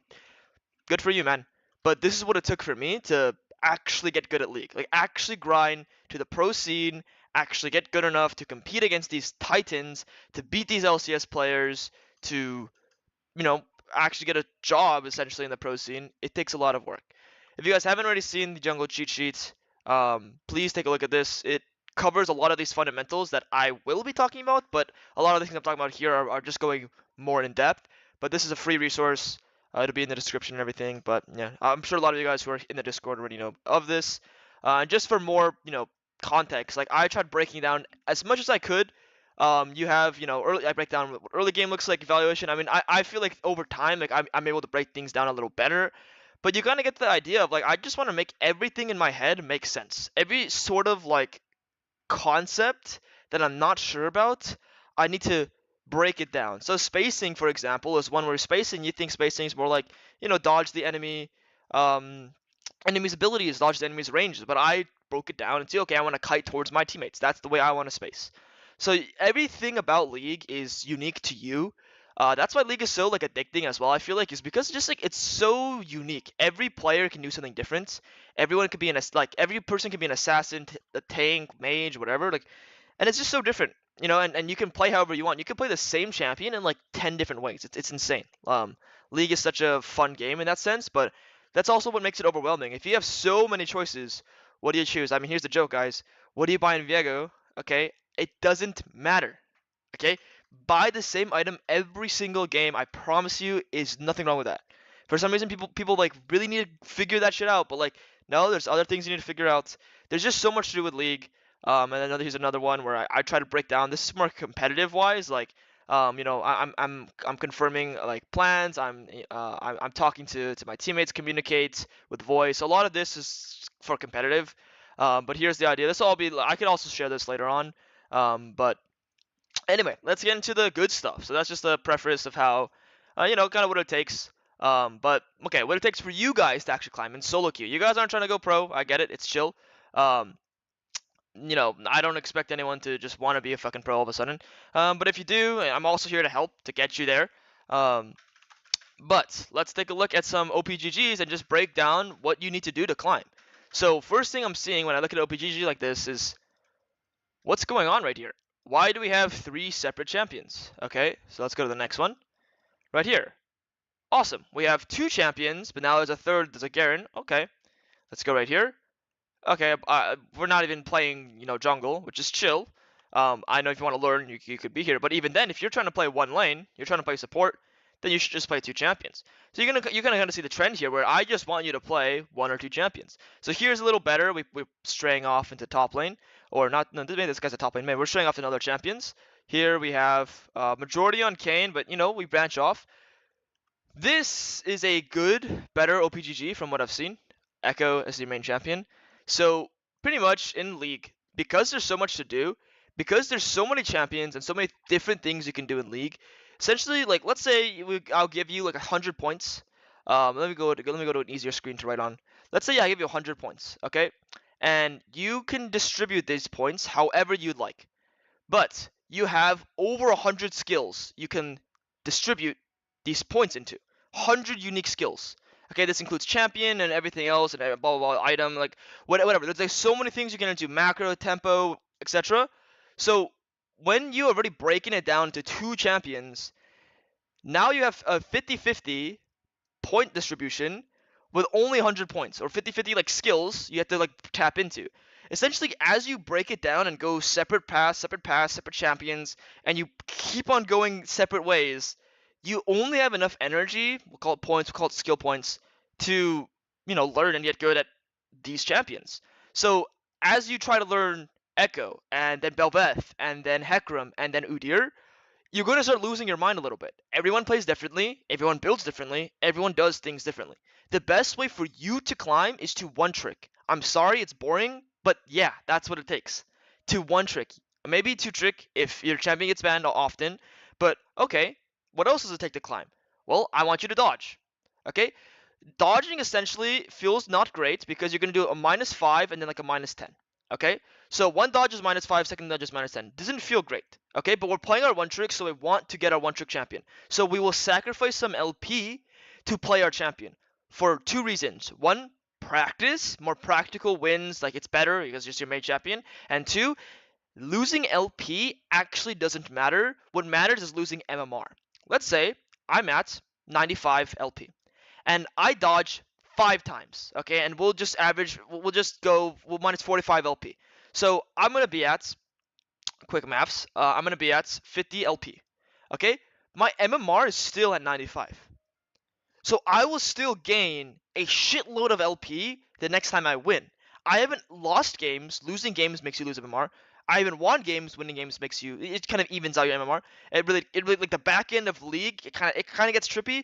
But the general idea is dodging actually was a principle before to essentially hack your MMR. Before, when promos were a thing, best out of 3 promos, best out of 5 promos. When you go from Diamond 1 to Masters, what you would do is you would get into promos and you would dodge. You would win 2 games. Okay, so that's bumping MMR, and then dodge 3 times and restart the whole cycle. And this still applies. So people are afraid of dodging. What sucks is if you play your second champion, okay, you're going to take a -20, likely, -25, whatever it is nowadays. And then not only that, you're going to lose your MMR. And, okay, hidden factor, you're going to lose your fucking mind. When you lose, and you lose off your second champion, it fucking sucks. Okay, so what do you need to do if you want to climb in solo queue? Please, please, please, one trick and focus up, and it's okay to be bored. It's okay to be bored. Why? Because you want to win. You know what's more fun than losing, fucking winning? You know how you win? You one trick, okay? Like it's like, I get it. It can be boring. If you're bored, go on a Smurf, go play ARAM, go play Norms. If you want to climb, okay. So now we need to talk about what actual skills, like what do you need to develop as a player to climb. So we talked about we had 100 points. And we talked about, I could probably explain this a little better, but this is the way I understand it. We talked about, we can give it into so many different things. We can give it to macro, we can give it to micro, we can give it into, what tempo means, all these other skills mean. There's like 1,000 different things you can tap into. So let's just say we only have 100, skilled points, but there's 1,000 things to work on. Where do we even begin? Are we trying to, look like this, like a really consistent player where every single bar is like evenly filled out? Are we trying to, make 2 of these really, really tall and the rest of these really small? Where do we build? Where do we start? Well, League shouldn't be complicated. So the way you make League less complicated is you put all of your points into one skill. It sounds kind of weird, but one or 2 skills, the same reason why you one trick, that's what you need to get good at. Okay? So let's say you want to be really, really, really, really, really good at jungle tracking. Sure. Let's say you want to be really, really good at full clearing. Sure. Let's say you want to be exceptionally good at dodging wards. Sure. That will give you a foundation, a baseline to build other skills off of. because you have an idea of what this one skill is, you can start building into other things. These skill points refresh as you get really good at this idea, as this skill. So if this skill is, okay, we're going to give an example of playing off vision. So if we were to bring this from a scale from 1 to 100, let's say you put in 100 points into this, okay, and you just become really, really insane at this. Once you get a vision to 100 points, okay, pretty much your brain will start recognizing this without needing to think about it. It becomes a habit. You can start recognizing what it's like to dodge vision, what it's like to place vision, what it's like to play around vision, and now, okay, we might not be at 100 vision points, we might be 100 vision skill, we might go down because our baseline is going to drop to like maybe 75, but now that means we have 25 more points to distribute somewhere else, and our baseline will not change. It'll stay at 75, maybe go down a little more to like 50, okay, but now we have a baseline of what vision is. So you want to all in on 1 or 2 skills, learn these skills, and then learn other skills. But the point of all of it is you don't ever drop this skill. What happens is when I'm teaching people, okay, I give them a complete rundown of what tempo is, a complete rundown of how to full clear, a complete rundown of how to play for objectives, and okay, five days later, they're climbing, they're doing great, and they think, you know what, Perry, I understand it so clearly now, I can work on the next skill. That's where you're wrong. You need to keep working on this thing. The moment you think, let's say you climb from Emerald 4 to Diamond 4, Emerald 4 to Emerald 3, even Emerald 2, and you think, okay, I understand this concept now, that's where you're hurting yourself. Even at the highest level, you don't understand the concept. Even like a challenger player, even like a pro. Like, there's just too much depth to League of Legends, where it's like, okay, let's say LCS players understand tempo, map play, objectives, team fighting. What about the Koreans? What about the Chinese players? What about the other pros? What about the Europeans? What about all these other guys? This game has so much depth that if you think as an Emerald player or Diamond player that you understand something, you need to wake up. There is so much more to the game, and you can never convince yourself that you understand it. You always want to expand on it more. So you want to make sure you expand on this concept you're good at. And what happens is, okay, when people think they are really good at vision, and they think they're the goats, awesome, I have vision, understood. They want to learn a skill they're weak at, their weak point, which is, let's say your vision is junk tracking. Okay, if you work on your weak skill, it makes sense, kind of, you're actually making your growth slower. Okay, after vision, after you get vision down, you want to go to your next strongest, strength. What's your next strength? Okay, which maybe is, we'll say jungle clear efficiency. You want to get better at jungle clear efficiency. That's it. You don't want to actually go too far deep into the loophole of what are my weaknesses, what are my weaknesses, what are my weaknesses. You actually, the more confidence you give yourself, the more delusion you give yourself, in a sense, at you're so good at everything, will be a positive effect on you, but that'll tie into our next thing. So hopefully you guys get the idea of the skills you actually need to learn are not that deep. It's whatever you want to learn. Don't stress over this other jungle coach or this other guy says, yeah, man, you need to learn this, you need to learn that, you need to learn this to get good. It's really not that deep. It really shouldn't feel that intimidating, that hard. But, okay, let's take a look at the next thing, which is going to be, give me a second, it's going to be tilting. Okay, so tilting, judging teammates, and growth mindset, that all kind of go together. But what it's like to tilt is, let's say, teammate is 0-6. Okay. What happens is when someone sees teammate 0-6 or a teammate dies 2 times in a row, people's instant response to this is like, fuck, we lost. Or like, oh my god, the game is going to be so hard, or the game is just miserable. And I get it. It's frustrating. Seeing your teammates die and like, oh my god, there's so much to bitch about and complain about. What if I told you that it literally does not change no matter what elo you're in? I'm in my pro fucking scrim matches, and my fucking mid laner is 0-10 all of a sudden. And I'm just like, wow, that's awesome. Okay, I'm in my challenger game, and both of my solo laners are a combined 0-20 or like 5-20. And I just like, okay. So what happens is the people who actually make it through the ranks and climb, they care a lot less about what happens when your teammates are 0-6, 0-10, 0-20, and they care more about the practical sense of this. So instead of getting emotional around your teammate being 0-6, they get realistic around their teammate being 0-6. So an example is, okay, here's an emotional example. I am not going to win this game because my teammate sucks.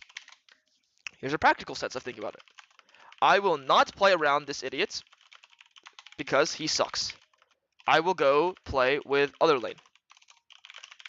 That's a practical way of viewing this, idea, where you're going to actually work around this teammate sucking versus trying to, get really upset at what's happening. Pretty much, I feel like Tarzan does this very well, in a sense where he seems very emotional, but he's not stupid. When he sees a teammate int, or his teammate's not helping him, he will not work around them. He will not play around them. He will not do anything with them. But a lot of people think he's just getting emotional. Tarzan's not stupid. He's very smart. Okay, there's a reason why he's been able to get rank 1, consistently challenger, and he's just a good player, right? He doesn't get emotional about it. I mean, maybe on stream, maybe because that's the way he gets sometimes. But realistically, when he's thinking about things, he will actually turn this into something practical. So for more context, emotions in League are around 50% of the game. If you can't control your emotions, you can't do anything essentially. It's like if you're upset at everyone, if you're upset at the enemy, if you're upset at yourself, if you're upset at everything that's going on, you cannot tap into good fighting or good macro. You can't make good decisions. You can't fight well. So the rest of the pie graph, which I'll just draw real quick, if this is it, that's emotions. Okay, we'll name that as E. This is macro, and this is fighting. Okay, so if you cannot do any of this here because you're so upset, that means you half of the time you're just coin flipping essentially. Half the time if you're emotional, you're just coin flipping. We want to control our emotions so we can actually focus on what good fighting is and good macro is.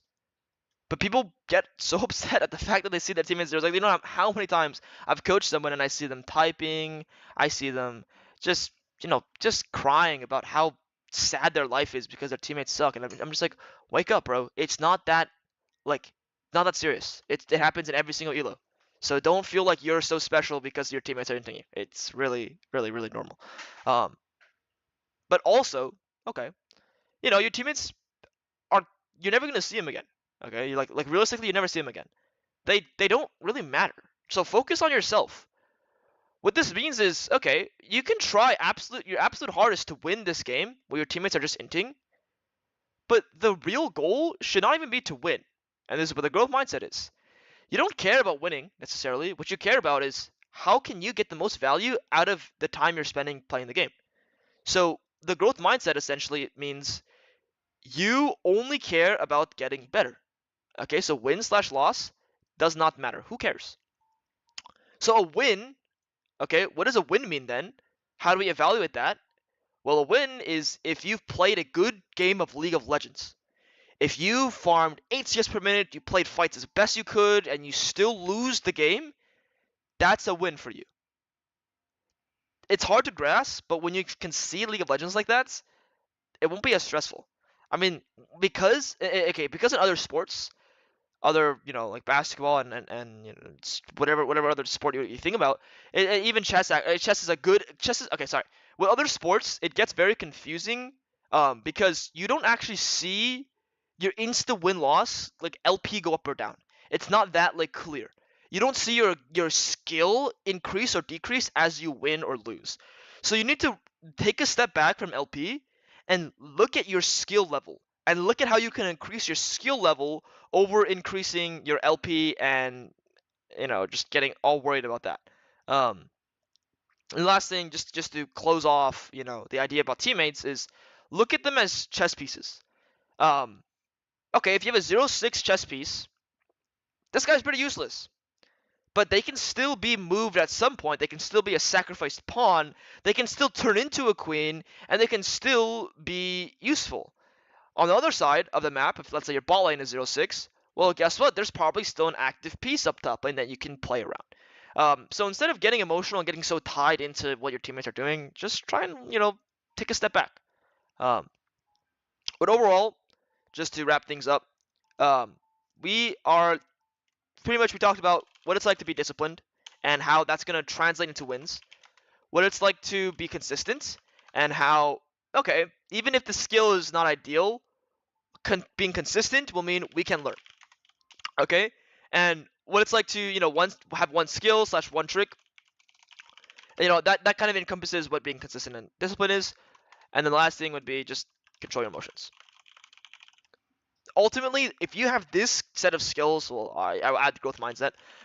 If you have these sets of skills coming into a league game every day, your just odds of winning will be much higher. Like you'll feel much better. You feel like league is amazing, and you won't be so upset. And when I mean control your emotions, I play with chat off. I track sums and I play with chat off. Like people have told me in chat, like, hey man, like your chat is off and you're timing sums. I time sums for myself and only myself. I don't care. Playing with chat on is like probably the worst thing you can do to yourself. Okay, if your teammate starts pinging you, I insta mute them and I report them on the spot. Like I don't care. I will just mute them and ping and report them. I'm so glad they had a report in game because it literally helps me control myself. Just reporting them and I'm done with you. That's it. I'll play the game as if nothing happened. But alright. That's what the skills you need to come into every game. Not even think about jungle. This could be any single role. It doesn't matter. Okay. Now let's tap into League of Legends jungling. Okay. This is where things get good because jungling is. Give me 1 second, actually. Sorry. Okay, jungling is complex, man. You have so many options. And I would just give a rundown as to you guys know why jungling is complex, but I'll give you a quick idea as to why jungling is so confusing in a sense. Waves spawn every 30 seconds. Okay, bum bum bum bum bum bum bum bum, and they spawn at the same time. So laners have a static thing to play around every single time. It's like they get fed no matter what. Junglers, you have a choice to feed yourself or to help your teammates who think they're starving. So you feel pressure to go help your starving teammates. They're not actually starving because they have their own waves coming for them. They're just idiots. But you feel the pressure and you feel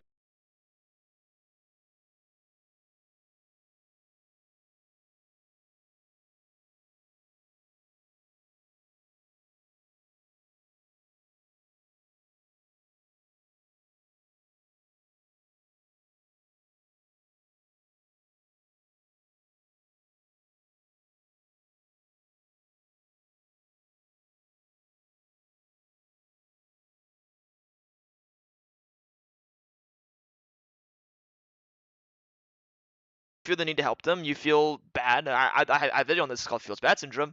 To help them. On top of that, well, now you're conflicting of, well, do I farm my own camps? Do I invade? Do I go do objectives? What the hell do I do?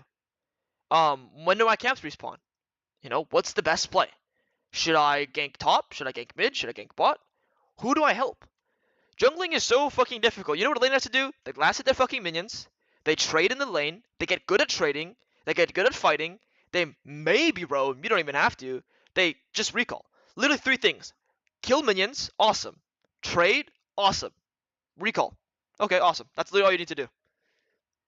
Roaming helps and etc. helps, but like jungling, holy shit, man, you have so many options. What I'm going to do for you guys, I'm going to break it down into, okay, here's my style of what I think jungling should be played like. Here's my consistent way of seeing the jungle. Other people, for example, I'll just reference Eags, for example. He thinks invading is key to winning. A similar style would be like Tarzan. Tarzan wants to invade. Okay, so other people in the community like invading. I think it's completely fine to invade and completely fine to get good at this skill. Again, I'm not here to say one version of the game is better than another. There is no one right answer. Like that's why League is so hard, because there is no one right answer. You need to find what works for yourself. If invading is working, invade. Don't listen to me. Listen to them. If invading is not working, okay, let's try something else. And even if it's not my way of playing, it could be someone else's. But overall, from what I've seen, this is the best way to climb. This is how I hit rank 2, peak. This is how Agurin hit rank 1. It's the same idea. That's where I map my playstyle, my solo queue playstyle from Agurin. So rank 1, Agurin, Korea, Europe. You get the idea. That's what I think is very consistent. That's what I think will work for a lot of people. Work for me. So yeah, just making sure you guys understand that it doesn't actually matter if you want to listen to me or not. You need to find your own way, your own identity in the game. And what I call it is, you need to find an identity. You can't just blindly listen to people. Unless you're trying to become them. If you're trying to become them, that's fine. But overall, find yourself. Find your own way. But okay. Let's look at what it's actually like to be a good jungler. So what I'm going to do is, give me 1 second. I'm going to load a game so I can make this easier for you guys to visualize and myself to visualize. I'm going to use one of my students' games here. Give me 1 second. Let's see. What does he have? 7 Viego. Perfect. So we're gonna use a lot of reference points here, and we're gonna talk about, you know, a lot of how to say, like just like timestamps. Oh fuck. My replays have been fucked. Okay. Shit, that's actually really sad. Okay, let me try and find a VOD for this actually. Okay. Let me see.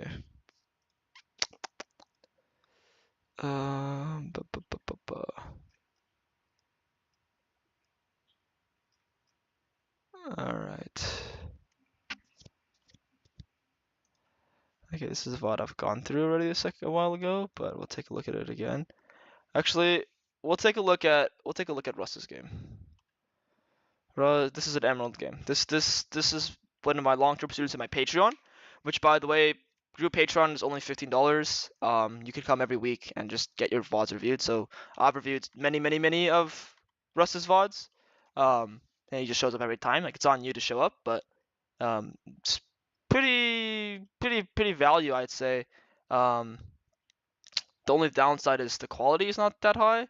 But all right, we'll make do with it. Okay, so let's think about what it's like to be a god jungler. Okay, so first thing you can see here is this is the adaptation of what it's like to play for objectives. 5:30 into the game, and Russ is on Dragon. Okay, so right off the bat, he's focusing objectives over anything. He has 2 assists, and it's great, but he's getting an objective at around 5 minutes. So to start off, what it's like to be a good jungler, you need to get objectives, okay, specifically dragons. So at around 5 minutes to 6 minutes, you need to have 1 dragon. That's what it's like to be a good jungler. If you possibly can, some games will not be possible. Then if it's not possible, do 1 grub or 3 grubs. Do objectives is essentially what I'm trying to get at here. Objectives are what it takes to be good. Objectives over kills mean a lot. So this is just the general idea. You want to have dragons or grubs. Okay, at around 7 minutes, you should have either. Latest. Okay, if you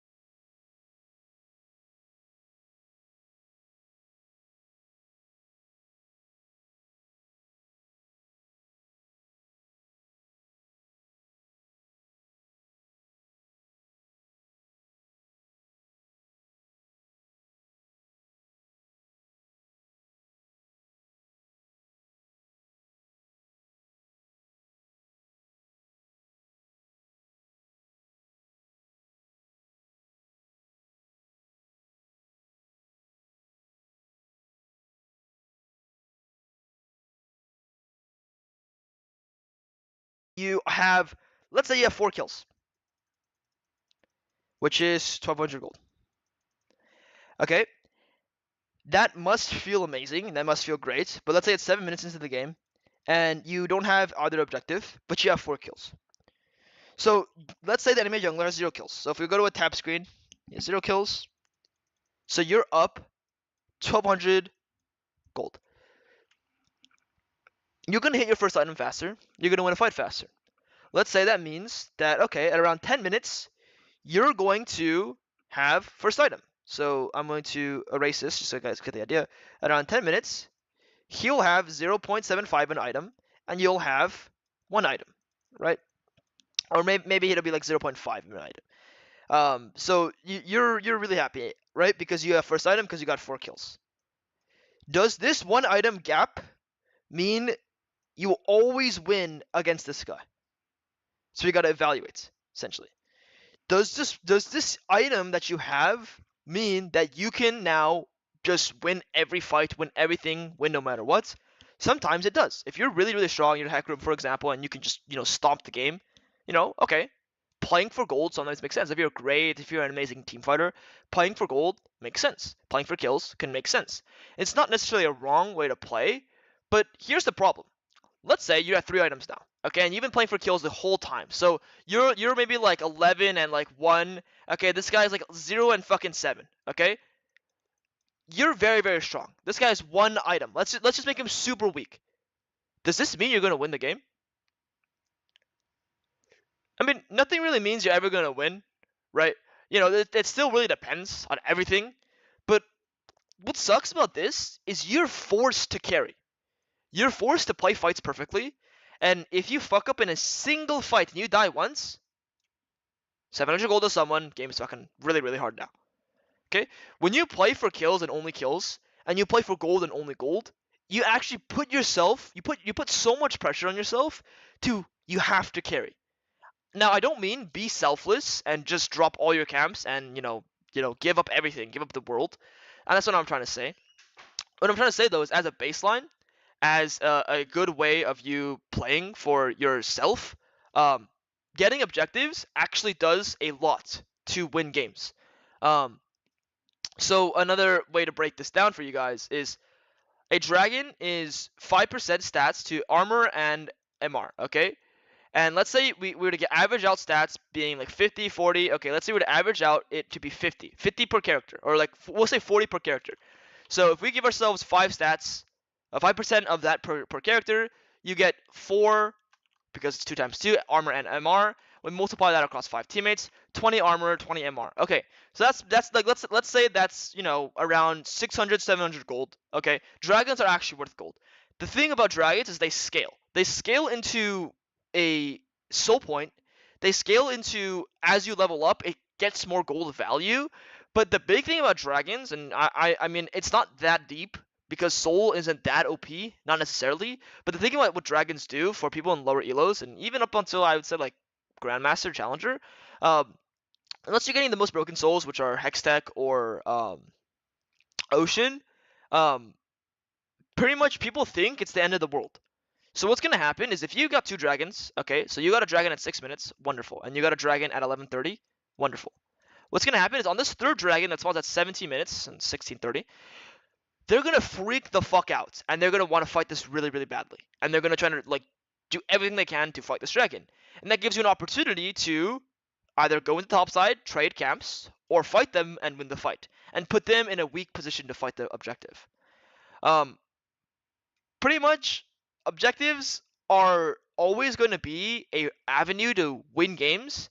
I don't think it's always 100% the right thing to do. I've seen people give away, 5, 6 camps to do an objective. And I don't mean you should just give everything to do objectives, right? Like, that's not what I'm trying to say. But the goal and the game plan should never be kill someone. The goal should never be, I want to gank mid lane. I want to gank bot lane. I want to gank top lane. The goal should be, how do I, as a jungler, play for an objective? Either one. That's what it's like to be a good jungler. That's the mindset you need. How, as a jungler, am I going to get this dragon? Okay, and as you play the game, I have an idea of if I'm playing for dragon, I want to play around bot lane. Okay, if I want to play around bot lane, I need to watch the bot lane and I need to see if I can gank them, if I can help them, if I can do something in the bot lane. So for example, let me move my camera real quick. For example, if we are looking at bot lane, okay, and we see like, okay, like the bot lane's pushing in, I can go do the dragon. That's wonderful. That's the lane you're playing for. Let's say the bot lane's pushed in and you have a choice to do dragon or gank them. You can still gank bot lane and play for kills. It doesn't mean like don't play for kills ever. Like for example here, in Russ's game after he does the crab, well, these guys are inting. There's no dragon up, there's nothing to do. Yeah, go fucking kill them. But the idea is, again, after we kill them, our goal is get the objective, okay? So that's how you make your game consistent. That's how, you know, as a jungler, you make your gameplay static and stable. Like a laner, again, they have waves that spawn every 30 seconds. Well, guess what? As a jungler, you have, you know, camps that spawn, but also objectives that you can play for, okay? So think about objectives more actively if you can. Okay, that's how you're gonna help your gameplay by a lot. The big thing again about dragons is the soul point pressure, the security it gives you, and how dragons sort of just have underlying value that people don't see, but it starts hitting at some point. There's a break point. I don't know the math. I'm not a fucking mathematician, but dragons are good. Okay, just trust me. Okay, trust me. Okay, and then grubs. Okay, are less ideal than dragons because grubs, let's say, on average, give you 2 plates per turret. Let's say you get 3 grubs or even 6 grubs, and it gives you on average 2 plates per turret. Okay? You could get more, you can get less. Every plate's worth 125 gold, so we're going to give 250 gold times 3, which is 750 gold. And again, if we did the math on one dragon, that's roughly the same amount of gold for grubs. The thing about grubs, though, is it puts you in the top side of the map. The reason why putting yourself in the top side of the map kind of sucks is because look at these champions. You got fucking Cho'Gath and what's the other guy? Cho'Gath and fucking Gangplank. Okay? Gangplank, yeah, you kind of want to kill a little bit. But Cho'Gath, who gives a fuck? Whether we kill him, whether we get him fed or not, who cares? Normally, in League, bot lane is just the lane to go towards. I'd say around 85% of the time, you want to path towards bot lane, you want to play towards bot lane. Not just because of the dragon, but because MF is going to be a lot more useful than Cho'Gath. Okay, and even this Jhin will be a lot more useful than Gangplank. And Gangplank as a champion will be useful later on no matter what. So let's say you're trying to play towards Fiora or Jax or whoever, and you're like, man, I want to play top lane because, you know, it's so much better. Realistically, those champions are going to be useful even if they're like weak. If an MF is 0-5, dude, like they're just useless. Like play towards bot lane. Essentially. So that's where Dragon is. Okay? And the next thing I want to break down for us is, okay, let's say we've played a good early game. Look at Russ's early game. Amazing. He's very, very fed. Okay? Look at the tap screen. This is, you know, he's applied all the fundamentals I've given him. He's, you know, this dragon got stolen from him a second ago, so it kind of sucks. He should have too. He didn't pull the dragon out far enough, which we'll touch on in a second. But, okay, let me ask you guys, okay, in this game state, you have Raptors, Wolves, Gromp, Red Buff, you have this situation, this situation, this situation. Where do you go? What's the thing to play for here? Okay, and I'll give you guys a second to think. It's somewhere on the screen. But ultimately, if you've broken down what it's like to play for objectives, you should come to the conclusion that Herald's up, and we should play for Herald. Again, the reason why Herald's so OP is it's 200 gold for you. And that's 2 camps of EXP, right? So it's already like worth Wolves and Gromp combined. If someone, you know, the enemy jungler dives bot lane, goes too far bot lane, goes too deep, you can now break 2 turrets, pop quiz for you guys, okay? How much is one of these outer turrets worth top lane or bot lane? If you don't know, it's okay. You should know it's a lot, okay? It's worth 675 gold. Local. Times 25 times 5, this is global, 5 champions, it's worth 800 gold. 1 outer is worth 800 gold. Let's dig into the inners. The inners are also if you don't know some number, you just search it up and then we'll wiki it afterwards. And I don't know the exact number off the top of my head for an outer turrets. It's 250 local and then 550 global. So that's gonna be 500 gold. So even these turrets are worth 500 gold. And then we go towards mid lane. Mid lane's a little different. Mid lane turrets is where does it say mid lane? Destroy plates. Hold on. Ah, shit, I know mid lane's different. No, maybe the mid outer is the same. It's just the mid outer. Yeah, it's just the mid outer. So actually, all the outers are worth 500 gold. Okay, that's cool. I didn't even know that actually. Like just stats you learn every now and then. But okay, let's say again they go bot lane, you can push in top lane. But let's say in a normal game where it's just like we got Herald and like they didn't into anything. Which turret creates the most amount of pressure in any game, no matter what? Okay, it's a simple macro question. You should come to the conclusion that mid lane is the turret to break. Okay, normally speaking, if you're playing against Victor, or in the enemy case, or in our case, we're playing against Brand. How do we or Gangplank actually? How the fuck do we break the enemy mid turret? If they're there, they're not completely griefing.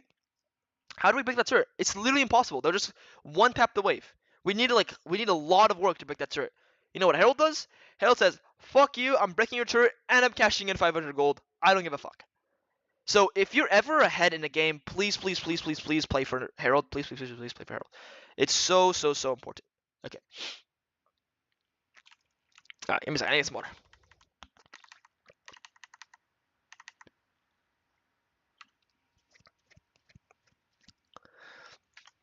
Alright. So the next thing, how to play for objectives and why objectives are so key to play for. Let me see. Let's go to this last dragon right here. Okay. We'll talk about this for a sec. Okay, right here. Every time you pull a dragon, Herald, or Grubs, most of the time, depending on which side you're in, I would say, again, 85% of the time, you pull it out. Not here, but all the way to here. Okay? All the way out. All the way out. Okay? You always want to do that for two reasons. One, you avoid a lot of like steal potential. Lee Sin can Q over, Zac can E over, whatever. Okay? And you make your laners, your ranged champions, be in a much safer position because they have so much space. If they're hitting it in the pit, they have to hit it from here or here. That's not a lot of space to kite around. And then they get trapped in here, they get looped around by enemy team, and you're just dead. If your teammates are out here, they have a lot of space to zone them off. Okay, so pull objectives out. What happens here is because we didn't pull the objective out far enough, well, here comes Superman here. And we just naturally miss the smite, which is chill. But the Skarner, if the objective's out here, he has to go put himself in a further position, and he might even have a harder time getting the objective. It still comes down to smite fighting, but for principle, please pull your objectives out. It's super important. Okay, now we'll go to talk about the next thing. What it's like to actually play for objectives then. Well, okay, we just killed Gangplank. We're on Grubs. Okay, awesome. We have around a minute and a half left on Grubs. So when we see this shit happen, should you go kill Skarner or should you do the Grubs? What do you guys think? I'll give you guys a second to think about that. Should you go kill Skarner here or do the Grubs? You do the Grubs. This kill does not matter. If Cho'Gath dies, who cares? I don't care. Let him die. Like, actually, just let him die. Okay, on top of that, if I'm going to stop this Skarner from killing my Cho'Gath, I'm never expending my ultimate. Okay? I'll give you guys. I'll make this even more interactive. Why am I never using my ultimate? So I am never using knock R here. Option A, save for mid kill / fight. B, save for Herald. C, not worth one kill. Okay, I'll give you guys a second to think. All right. Which one should I save it to try and fight? Bot lane, mid lane, top lane, maybe get 2 kills. Should I? It's just not worth it to kill in general.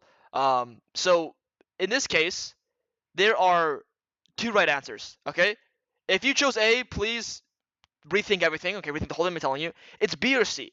Essentially, one ultimate is never worth 1 kill if you can already get an objective. Okay, but the optimal answer is save it for the damn Herald.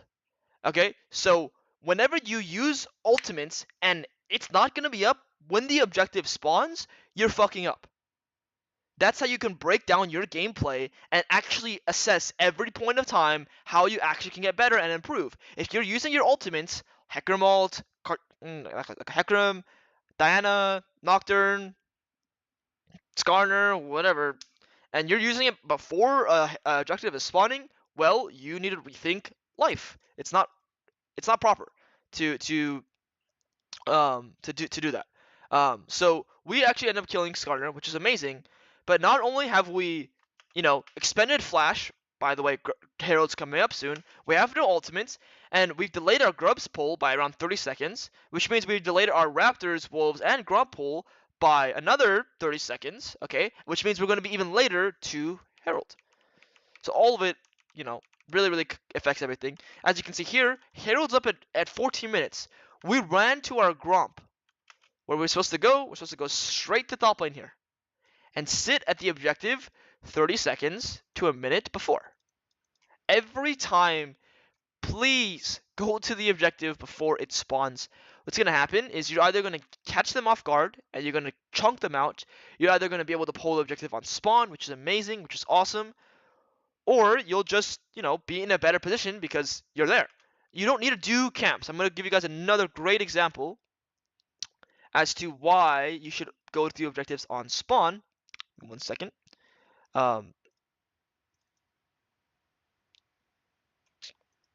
Okay, give me 1 second. So here, in a live game I reviewed just the other day. Give me 1 second. Let me find the timestamp.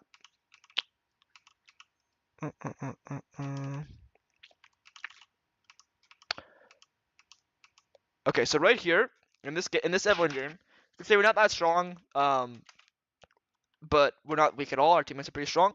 So here, the dragon's coming up in, again, we'll just make this really clear. The dragon's coming up in 48 seconds. Okay, so you have enough time to do your wolves and Gromp and then go for the dragon. But in this live game, I'm yelling at my student here.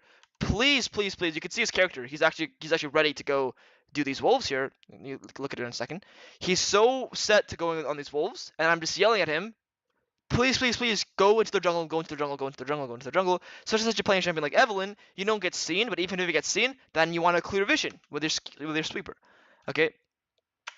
Hello, there's an enemy here. Okay. And even if this Victor doesn't, int and grief his path, a lot of times, the enemy jungler will come, someone will come, or like you can go connect with your bot lane, you can establish wards with your support, or you can kill someone on mid lane if you're playing Evelyn in the same position.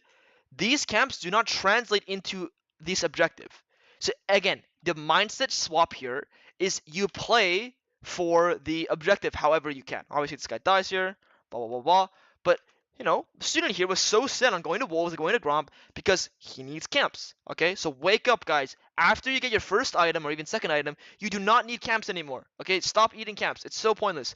Go play for objectives. And if there's no objectives to play for, well, you're wrong, because the mindset swap here is you play for the objective however you can. Obviously, this guy dies here, blah, blah, blah, blah. But the student here was so set on going to wolves and going to Gromp because he needs camps. Okay, so wake up, guys. After you get your first item or even second item, you do not need camps anymore. Okay, stop eating camps. It's so pointless. Go play for objectives. And if there's no objectives to play for, well, you're wrong, because you can play for turrets now. So, okay, let's say there's no dragon here. Well, guess what? You can play for top tier, you can play for bot tier, you can play for mid tier. Mid tier normally is really hard to play for, so play for the top tier, play for the bot tier. What that means is, yeah, we're playing for kills in a sense, but no, we're playing for when your teammates push in a wave, or when your teammates come shift down, you're 2v1ing them or 3v1ing them, and you're trying to apply pressure that way. So there's always objectives to play for. Now, let's say you're behind in a game. Okay, if you're behind, you don't have to play for objectives. Okay, that's like, ultimately, if you're weak, don't play for objectives. Play to come back in the game however you can. But if you follow the other set of fundamentals I've given in the jungle cheat sheet, if you watch any of my other videos, your early game should be consistent and should be standard. For example, Russ's early game, almost every game, he walks out with a really clean, like 5-0 and like 5 scoreline. Like, he's on average just like up a lot of gold in the early game. Okay, because he's followed fundamentals. So fundamentals you can get through and get better at as you just get good at your early game. And now we transfer what it's like to have a good early game into having a good mid game, into having a good jungle game. And again, guys, please, please, please, please get your objectives. Okay, So this is where the more in-depth concept comes, where I'm not just trying to change you guys and actually like make you guys like be better in like a change of play style. Actually, sorry. This is actually a fun fact, a fun thing to think about. Okay, in shooter games, Valorant, Apex, Fortnite, what? Okay, I don't mind. Let's Fortnite, but like you get the idea. Like there's these games where like most of the shooters, Apex, CS:GO, R6, all these, you need to kill them. Like you actually have to kill them. I don't see any world where like if you're playing those shooter games like you can't. Maybe Valorant, like kinda, but like nah, you'll get fucked. Your goal is like realistically, majority of the time is you need to kill them. In League, that is not the case at all. In League, your goal shouldn't be to kill them. Your goal should be something else, which is play for objectives. And if kills come into your pocket, that's wonderful. But your goal should never be, I want to kill Mr. Brand or Mr. Jin or whoever else. Because, okay, even in Valorant, if you can plant the bomb safely and defend the bomb, you should do that. That's it. Like, you don't need to go and hunt everyone. You should just sit on the bomb and just chill. So if you can take the grubs, for example, we go back here, without trying to kill Skarner, then just take the grubs. There's no threat to this guy here right now. So this is chasing for kills. Essentially, stop chasing for kills. Please, please, please, stop chasing for kills. Okay.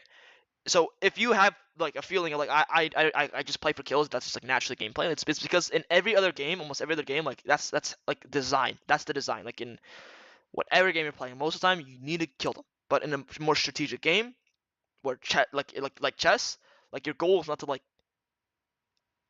kill every single piece. You know, like you can strategically win with pieces being alive. That's the fun part of League. All right. So now that we have a breakdown of okay, what do we play, how to play for objective. Okay, that's how we're gonna break down our games. What do we do to now win while we're playing for objectives? And you know how does this work? Because okay, let's say this dragon, let's say this grubs. Let's say my balling is really weak. So if your balling 0, 10 combined, okay, and this guy is 2-0. And you've been pathing up the whole game, but you're like, man, I need to play for dragons. Right, here's where it gets tricky because your goal is no longer to play for dragons.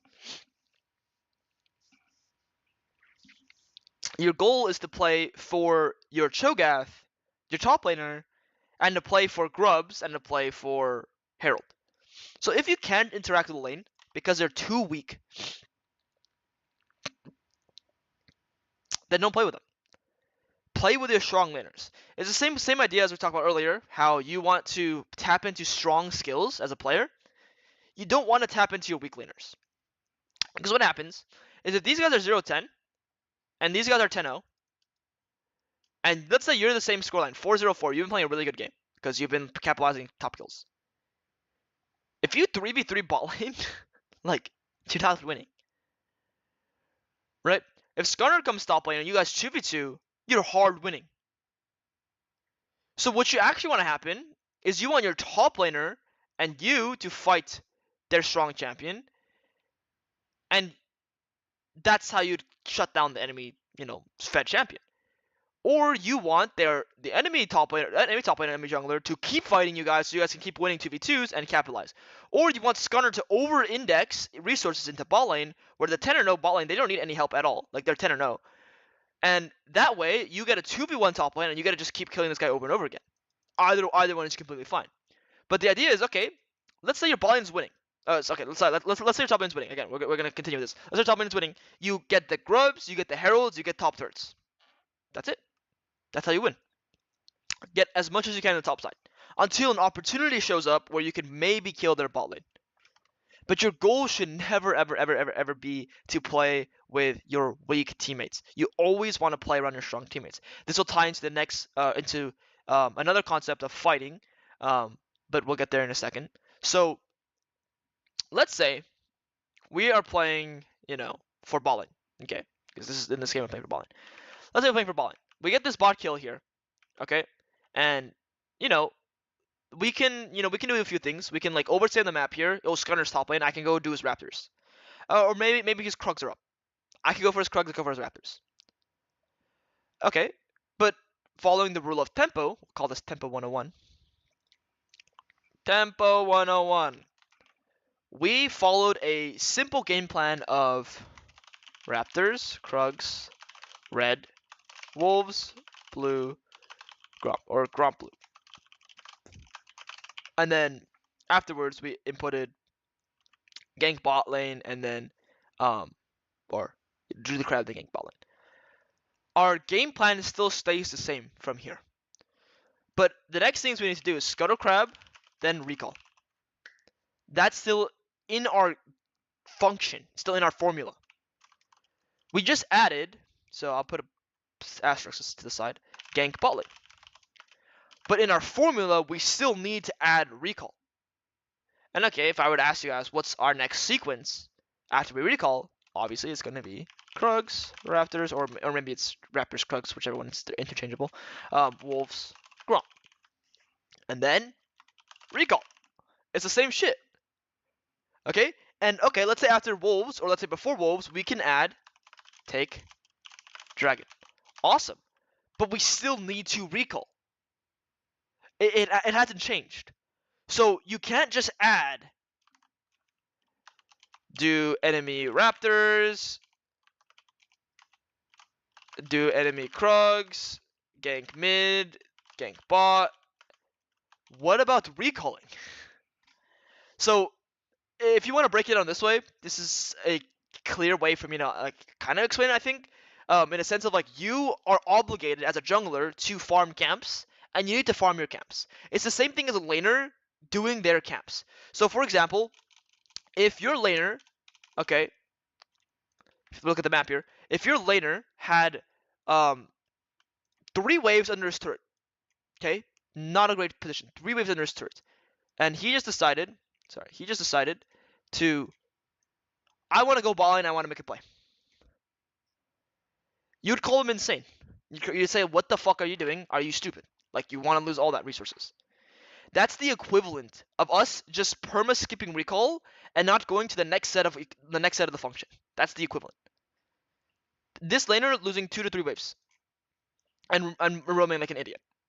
So when I see you guys play, and I see you guys just drop all your camps like an absolute psychopath, hey man, this Victor who's going to go down towards ball line, he might get 1 or 2 kills. Awesome. You're still going to be like, what the fuck is wrong with you? Because like these kills might have not been given towards you. These kills might not have even like happened. Like, it's completely coin flip. That's the equivalent of a jungler just dropping everything, all of his camps, and just saying, yeah man, I'm gonna go fuck with this lane, and I'm gonna see what I can do.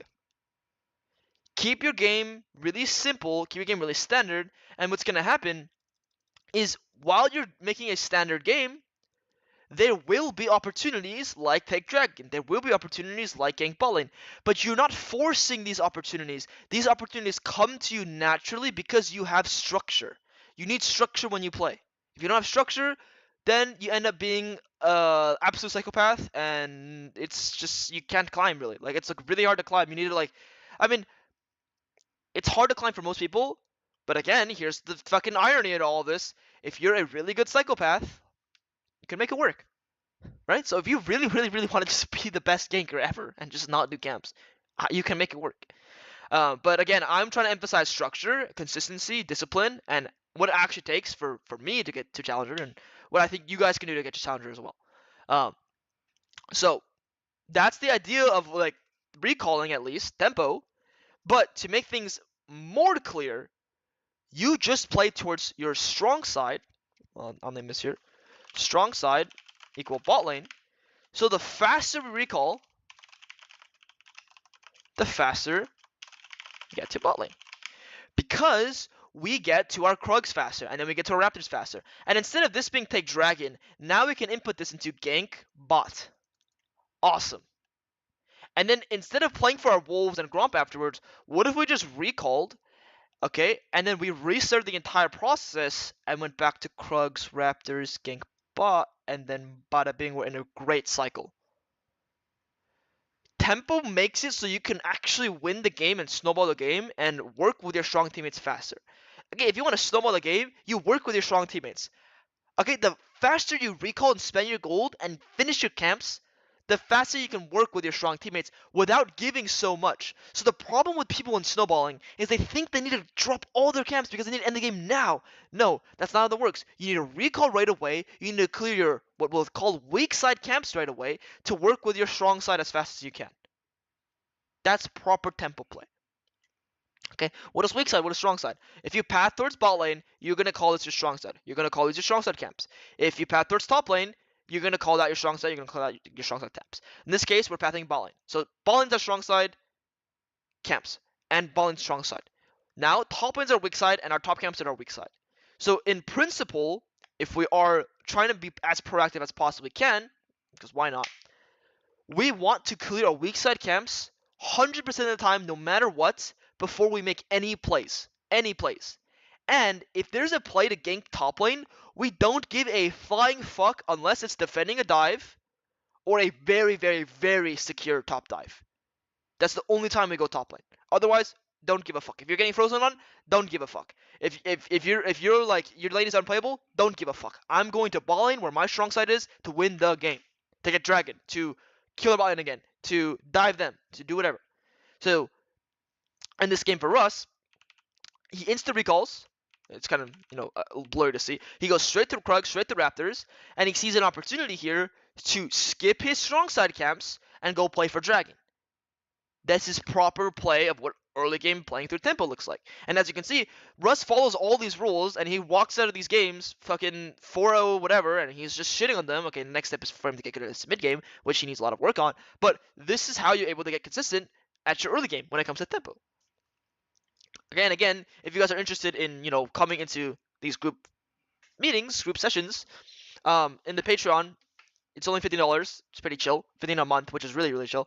And then you just get to send me VODs, and you get to show up, and we just fucking review.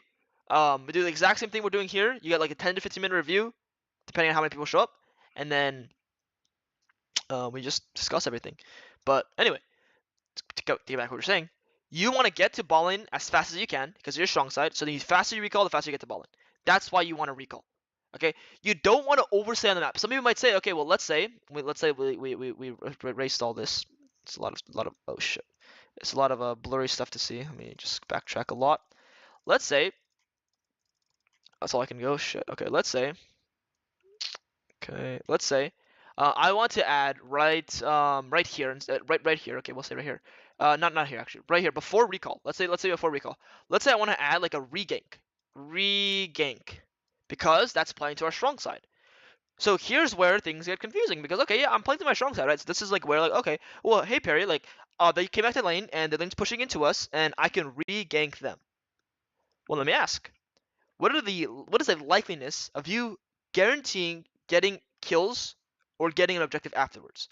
What happens is let's say you make a play at 4 minutes. Okay, and afterwards you kill them at 4:30 again. So you get 1 kill and then 1 kill here. What do you have to do after you kill them? You still need to recall. So that means you can't make a play after you kill them bot lane. But let's say after 4 minutes you recall. Okay, and once you recall, you gotta come back on the map and make a play at bot lane. And after you make the play bot lane, you gotta invade. You get to do dragon. You get to hostage them between the turrets. You gotta do so much more than if you just regain. So regaining works sometimes, and it's completely fine if you're gonna guaranteed get something. And ideally, you get an objective. So if somehow you can guarantee get an objective afterwards, then of course it's chill. But the reason why you recall is so you can spend gold, so you can stronger. And the stronger you are, the easier plays are to make. That's the truth to it. If you're strong with items, you can miss like 5 abilities and like you'll be able to kill them. So that's the idea of what tempo is like. Okay. Okay, so that's a lot of shit. There's a lots of shit that we're talking about. Okay. To recap real quick before we go to the final last concept, because I want to just go to the questions here because I've been talking for an hour straight. We're gonna recap, and it's gonna be 1. Stop playing for kills. Or we'll just say stop playing for kills. Stop playing for kills. Think about objectives. Change our mindset to thinking about objectives. Okay, and then oh shit, that changes the size. Okay, and then how tempo works with objectives, how strong side objectives, why playing for kills and getting and then okay, real quick, I'll just give you guys the reference. Let's say you're level 7, 2-0. This guy's level 6, 0-1. But this guy has 1 dragon. If you're a laner, I know it's really messy. If you're a laner, like, who do you like more?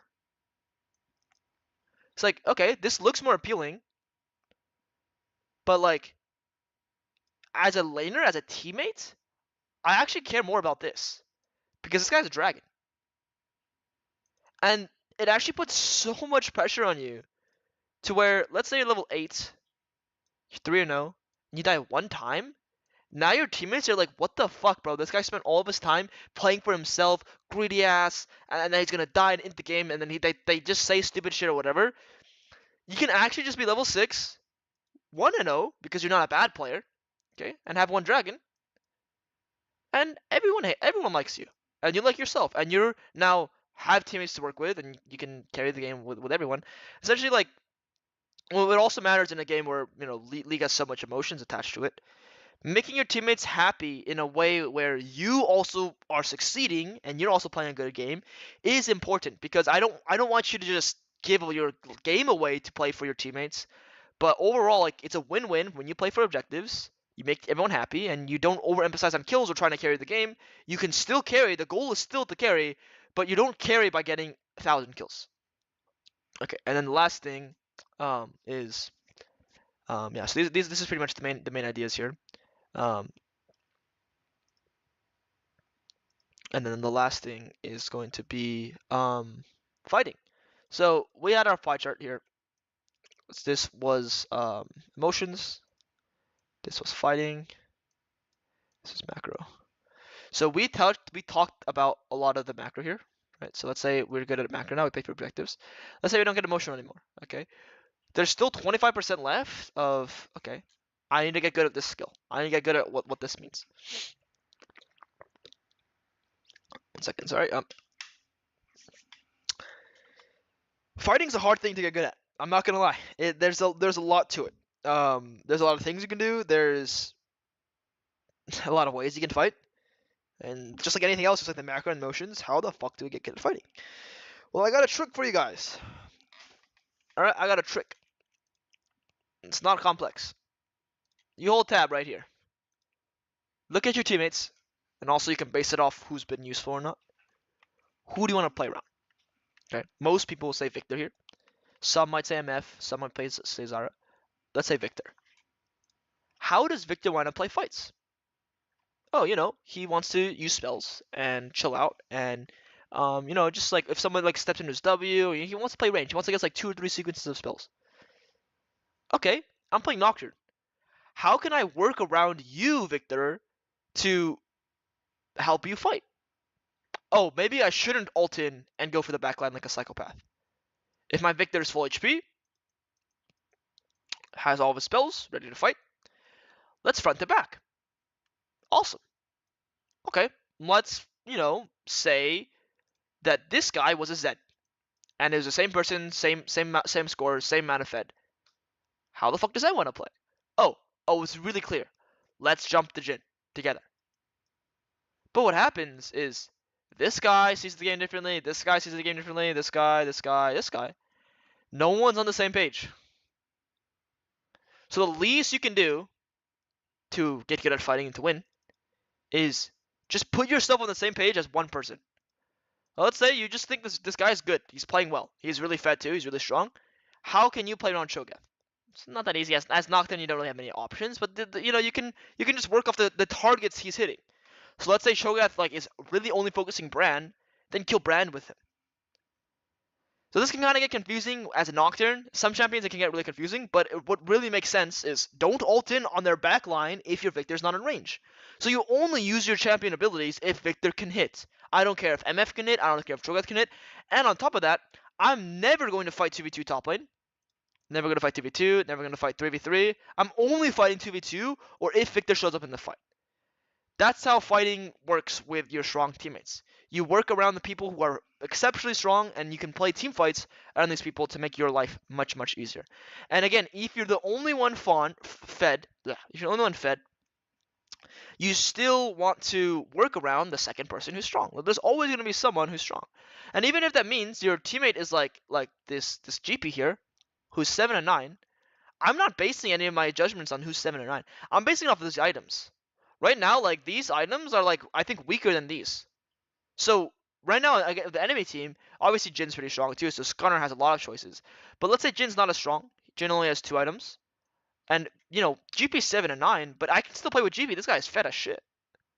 That's how Skunner would want to, like, play team fights. He would want to work around GP. How does GP want to play? Okay. Uses barrels. How can I set up barrels for him? Best I can. Oh, well, guess what? I'm playing Skunner. Wonderful. So that's how fighting sort of works, and you know everyone fights differently, and everyone can learn it differently. There's also other skills. Like let me tap into one of the other discussions we went through a while back. We have how to play my mechanics, and there's a few games here. If you guys, it's just in the discussion chat right here. If you guys go there, there's a few things you can look at. All of these are pretty useful. MOBA battle is you just fucking play and you fight people, and it's just like League of Legends dodge game. I'm sure you guys have seen this. Dodge shows again another similar game like that, but all these is just getting good at right clicking and getting good at just clicking and mechanics, and the best way to get really good at fighting is to play consistently every single game. So what I mean by consistently is let me move this out of the way. What I mean by consistently is I mean you need to play with intention every single fight. So if my intention in this game is to play around Victor, I need to fight that way. And so not only do you want to work around your teammates, you want to have like a set like 2 to 3 ways of playing fights. So as Nocturne, it's really clear. Either go in on their backline or go in as late as possible after I use my ult. Or, maybe there's a few more options you have, like just save your ult to the end, or use it really early, don't even ult in. But you want to give yourself set plays. In basketball, football, and these other games, like they have set plays. You want to give yourself set plays with how you team fight. And you want to perfect those set plays. So the problem with set plays, or fundamentals, or baselines of how people fight, is some people are psychopaths. And their way of fighting is, I must go in. That's the only option. Well, that's why I'm trying to wake you guys up and say, hey man, there's a team game. It's still a team game. Even though your teammates are useless, it's still really important to work around your queen piece to win the game. You can't just do everything by yourself. Your rook piece or your knight piece. If you're the queen, you still have to work around your teammate. But because people just only think about themselves and only focus on themselves and don't care about anyone else, they see the game one-dimensional. I'm gonna kill their ADC. I'm gonna kill the Fed character. I don't care about anyone else. I don't care about anything else. And then they start killing themselves. They start dying a lot. They start fighting like an idiot. So there's 2 things. There's one, give yourself a few options. Don't just play in one specific way. Like 1 or 2 ways of playing that are like either go really deep in or go really slow. Like that's like 2 options. So either really slow or really fast. Like those are the 2 options. And then the last thing is work around a teammate.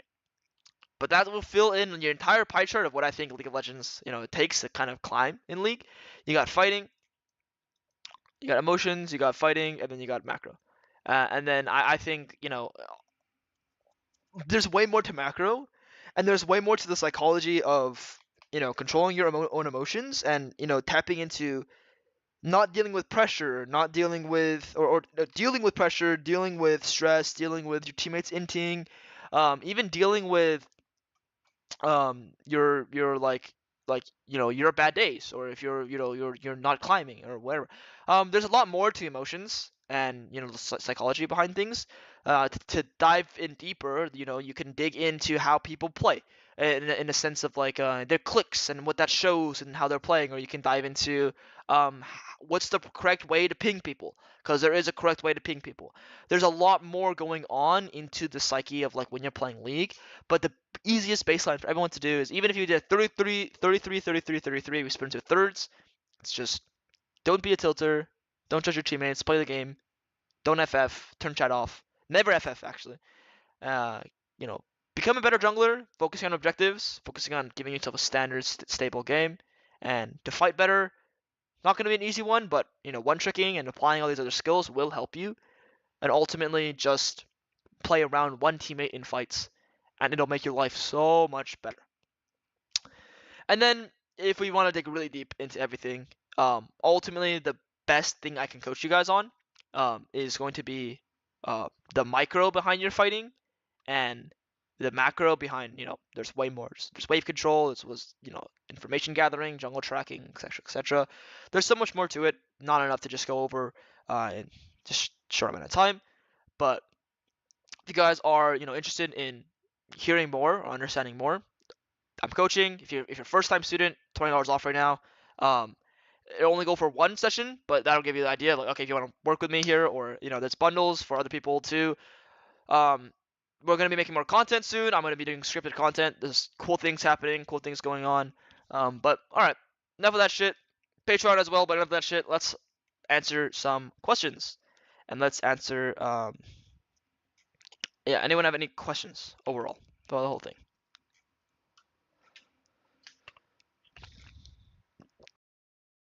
What Trump needs to do is he needs to take all of the USAID money that we spent in China or any of the other countries that Speed has gone to and just give it to Speed. Just give him all the money.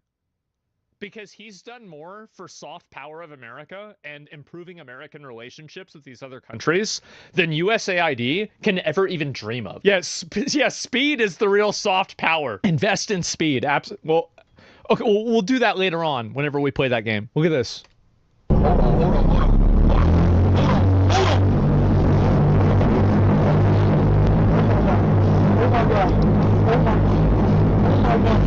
Holy shit! Holy shit!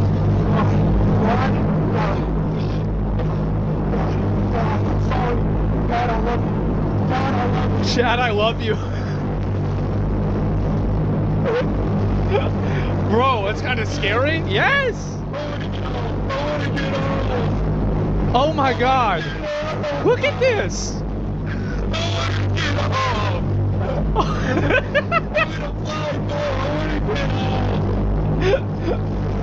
Oh shit! That's basically a drone? Yeah, it's just a really big drone. I have no idea what the fuck he's saying. This is not a natural storm that will pass, but a void that threatens to consume all light. The portal to the darkness has been opened. It is a calamity that transcends my control.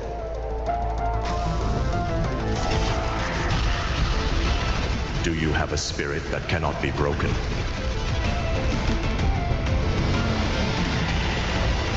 Can you stand strong as the darkness encroaches?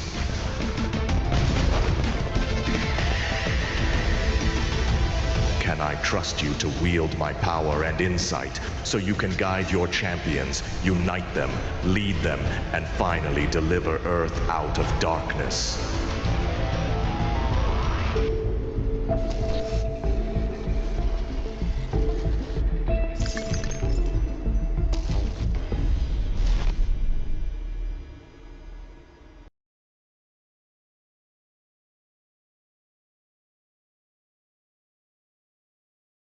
This is how men are smelling better than women. It's called Dr. Squatch. These cologne bars do two things right. First, they take care of your skin with nourishing ingredients like shea butter, essential oils, sea salt, and kaolin clay. And second, they feature 15 real scents that aren't generic cool sports rush. Actual scents like bourbon, pine, and coconut. And with over 1 million men making the switch already, ladies... Everybody's spamming W. The chat's not updating. Oh god. Is on screen? Yeah, that's the amount of subs he has, I'm pretty sure. This is fucking crazy. Look at this. Oh my god. Seems pretty stable. Yeah, yeah. It's even supposed to be used as a taxi system during Paris Olympics. Yeah, this is the future. What is he doing? Bro, isn't this the starter armor in Black Myth Wukong? I'm pretty sure it is.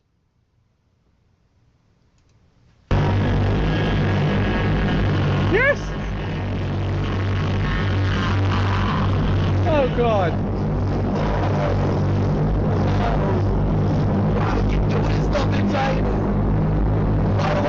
Oh my fucking God, this is it. We should talk. I think it looks great. God, I love you. They gave him multiple wrong outfits. Oh no, I've seen there are so many people, they'll give him like, some guy gave him like a package and he's like, open it, open it, open it. And Speed's like, okay, what's in it? What's in it? What's in it? Open it, open it, open it. It's fucking banana, right? And then they give him KFC. Some guy gave him cotton. But like, to be fair, you do have, you have the problem boys, but you also have, of course, and you have, I think that most people are pretty positive about it, right? It's surprisingly positive.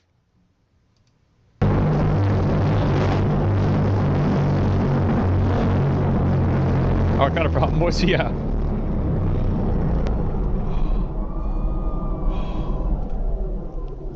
Yeah, for real. Yeah. That is nuts. They're positive too, they're just fucking around? Yeah, that's probably how it is. So, does it like, the doors go up like this? I did it! Yeah? I drove the flying car! Now... I'm the first person to drive a flying car! How does America top this?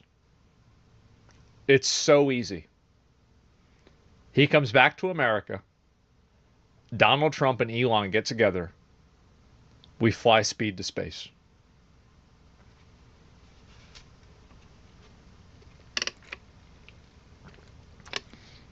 That would be absolutely fucking insane. Flying train, yes, the poor dude, I know. Go to the moon? Dude, there's no way. Like, going into orbit, or like low gravity, that's like, okay, you could do that, but going all the way to the moon, landing at the moon, and then going back, that's a lot. That's maybe a little bit too risky. Maybe they do that after a few more. But yeah, streaming in space, yes, exactly. And he could do it with Starlink. Bro, dude, think about how big of an advertisement it would be for Starlink if Speed streamed from space and the quality was good. With Starlink. Like, that would be the greatest ad of all time. And what is this here? And there's a dancing robot? What the fuck? Oh no! Oh no! It's really dancing! It's really dancing! This is good, man! It's really dancing! Oh my god! Oh no, that's when... Oh! You okay? You okay? You okay? What happened? Is it okay? It's okay. Is it okay? It's okay. Yeah. It's just... What the fuck? It's okay. It's okay. Wait. Is this a picture of Speed and somebody else and Speed is pregnant? What? It's a picture of Speed and Ronaldo? Oh, he must be holding... Okay. It's from Tony? Pick it up! Oh my god. Say the robot! This Oh robot my really... god, this is so ridiculous! What the fuck? What is the music? What the hell is going on? What the fuck is going on, chat? Why is that me? Oh my fucking god, the coffin dance meme. Yes, I know. This is amazing. Was it shot? He driving through a lake? In a car! Jesus, okay, okay. Yeah, we're sinking. Oh god, we're sinking. We're sinking. We're sinking, right? Oh! Oh! Oh my god! Oh my God, are we sinking? Oh my God, we're sinking. Oh, wait. Oh God, we're sinking. Oh God, we're sinking. Oh God, we're sinking. Wait, we're sinking. Oh God. Zetas, we're sinking. Wait, deadass, what is going on?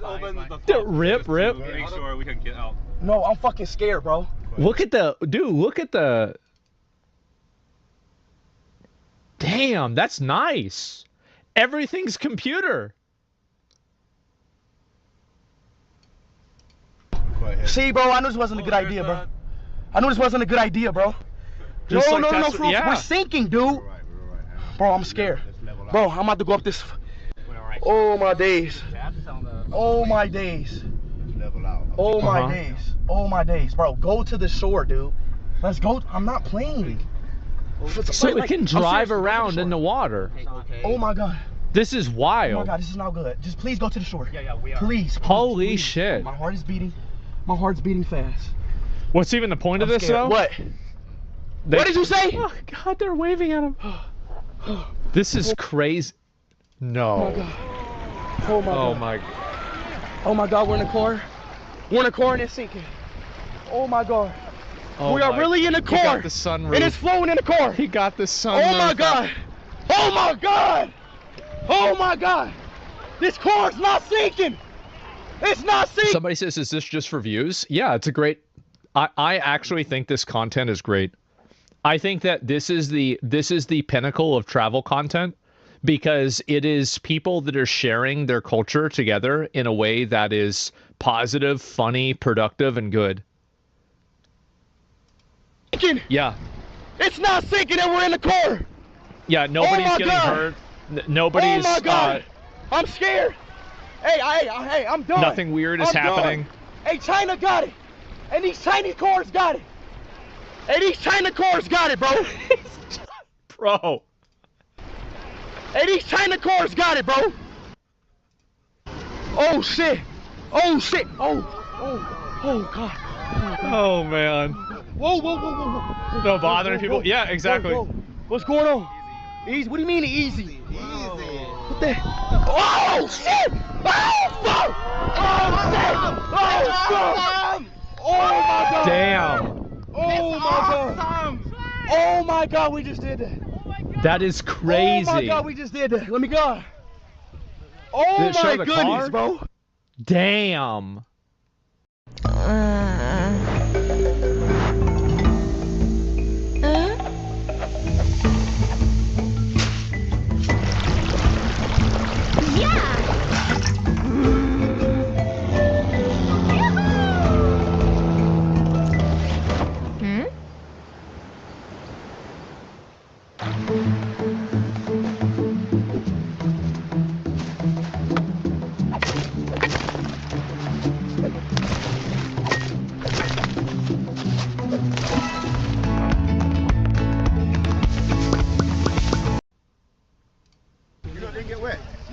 Oh my God! My heart was beating.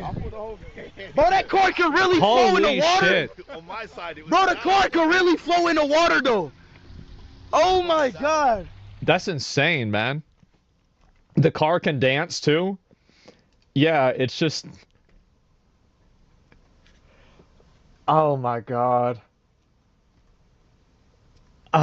This is just insane. Oh, damn. What's this? Let me show you how to fold it. You can fold it? Yeah, like this one. So, Yo, what the hell? You sure this is it? yeah. Best camera on any phone? Yeah. How much it goes? Yeah. In USD? 20,000 Chinese yuan. No, USD. USD maybe 3,000. 3,000? Yeah. For a phone? Around 3,000. That's a damn gaming PC. Yeah, because its technology is really high. Holy shit. 3,000. Okay. I don't even got my credit card with me. You got it? You got one? All right, chat. Is this the one right here? Is this the one? Damn, that's impressive. Yeah, exactly. No, thank you. It's expensive now, but it won't be. iShow Speed had his KFC delivered by drone in China. My KFC!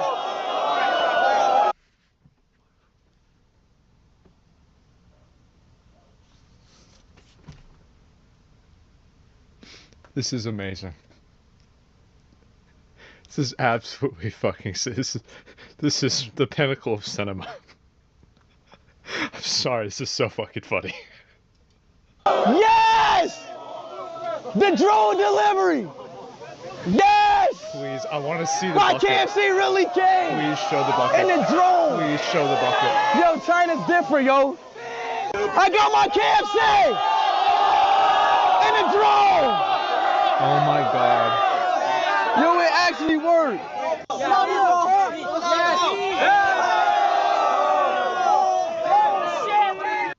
Oh my fucking god.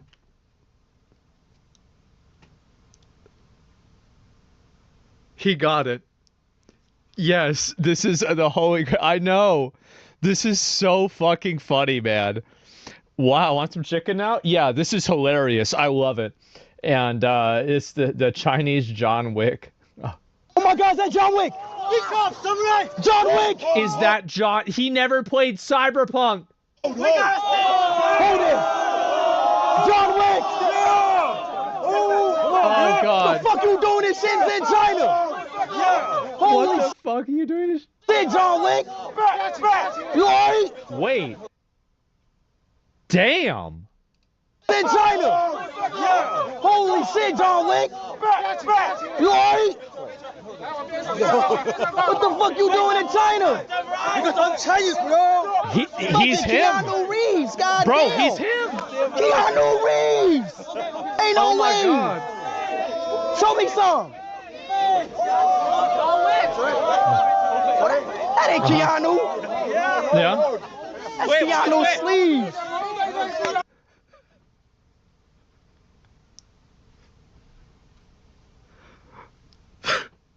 So stupid. This is so fucking... I love this. This is amazing. Alright, peace out, John Wick. Stay safe in China, bro. Can I sleep? I'm Chinese. Oh my god. Oh my god.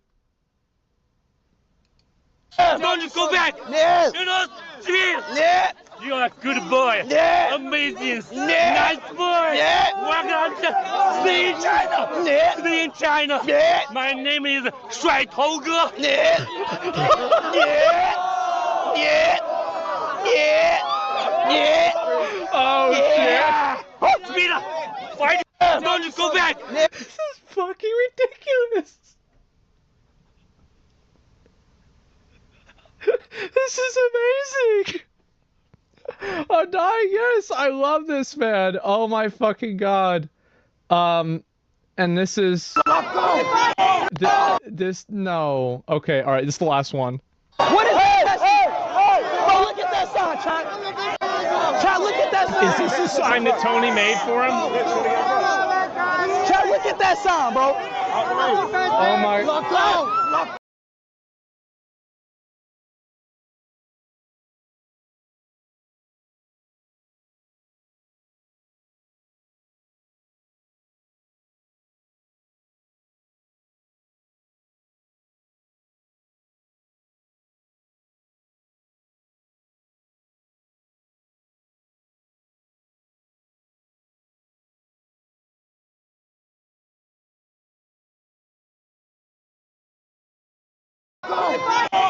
What the hell is that? What the hell is that sound, bro? Oh my god. Bro, what the hell is that sound, bro?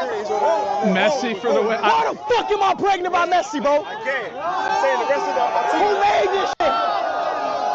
Y'all about to piss me off, bro.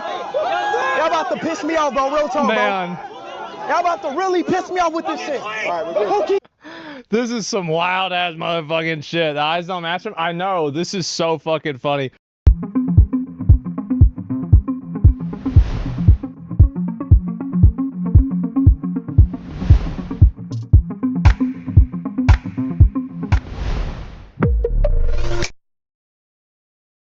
cdkeys.com. Shop the latest games and upcoming releases at the best prices. Enjoy incredible savings with up to 35% off new releases. Don't miss out. cdkeys.com. Pay less, game more.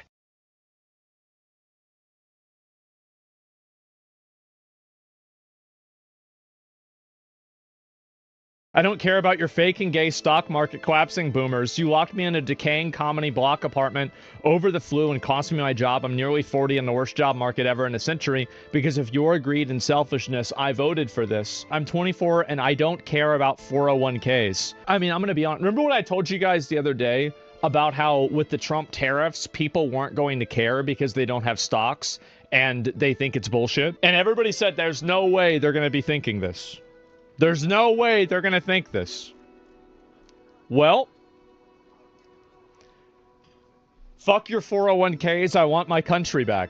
And so you're having way more people saying this because the big problem is that I think that whenever you have like a global economy and you're competing against like, let's say people from India that are willing to do the job for like 1/10 the amount of money that you're willing to do it at, or 50% or 80%, even something less extreme, is this good for the country that is providing a platform for this to happen for? And in general, I think the answer to that is no. And what's a 401k? Yeah, exactly, right? And I think this is what's happening to a lot of these people, is that people see society and they see, you know what it's like? I don't really like using a lot of like movie comparisons because it's like it's a movie, but like it's like the end of Fight Club, right? Where like everybody, all the banks get destroyed and everything is, all the debt is wiped out, all the credit's wiped out, everything's wiped out.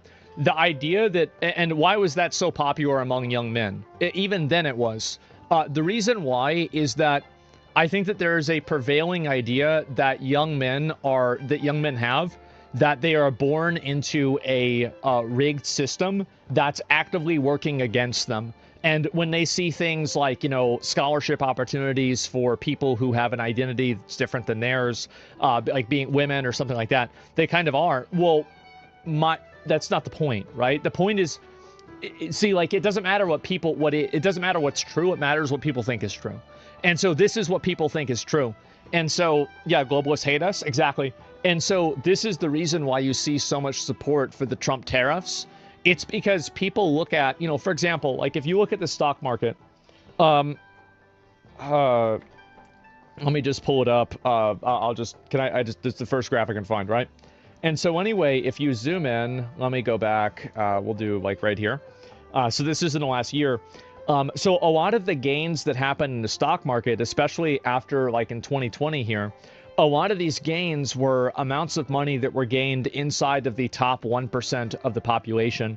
And I think what you're going to see here, and this is what the tariffs are showing you, is that we are going to have a convergence of people who are, you know, basically extremely nationalistic, and they want the country to act in their best interest and not in the best interest of like some global, you know, international company.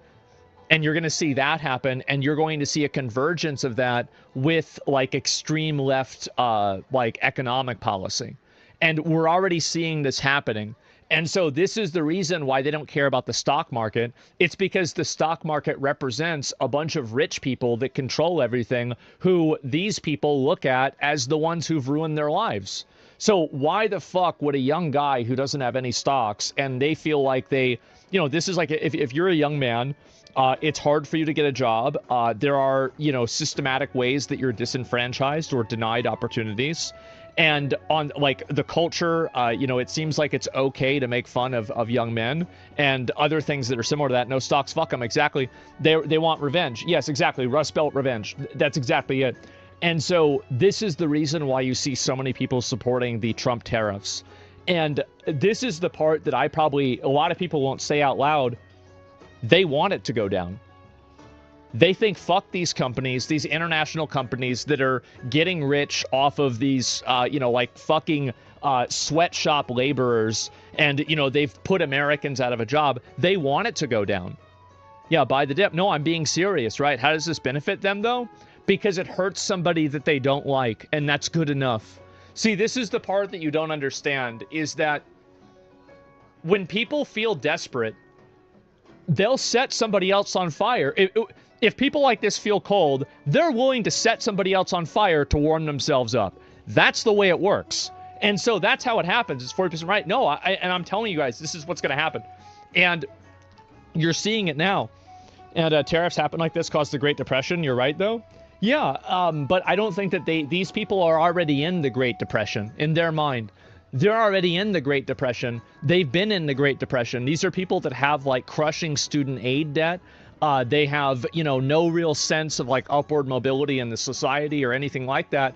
And so they're like, okay, you want to have a Great Recession or whatever? That's fine. And I think that really it is a nuclear option. It is an extreme nuclear option. But I think that a lot of young men are more than willing to take it. And that's why if you look at all of these posts and people, almost every single person who's posting positively about the tariffs is a young man. Have you noticed that? Because I've been reading about this a lot. I've been reading about it trying to figure out, like, what the fuck is going on here. No careers, only entry-level crap. Exactly. And so, yeah, they're Trump cultists. No, it's beyond that. It's beyond that. Basically, these types of things happening, and I'll read this again. This is the way that people think.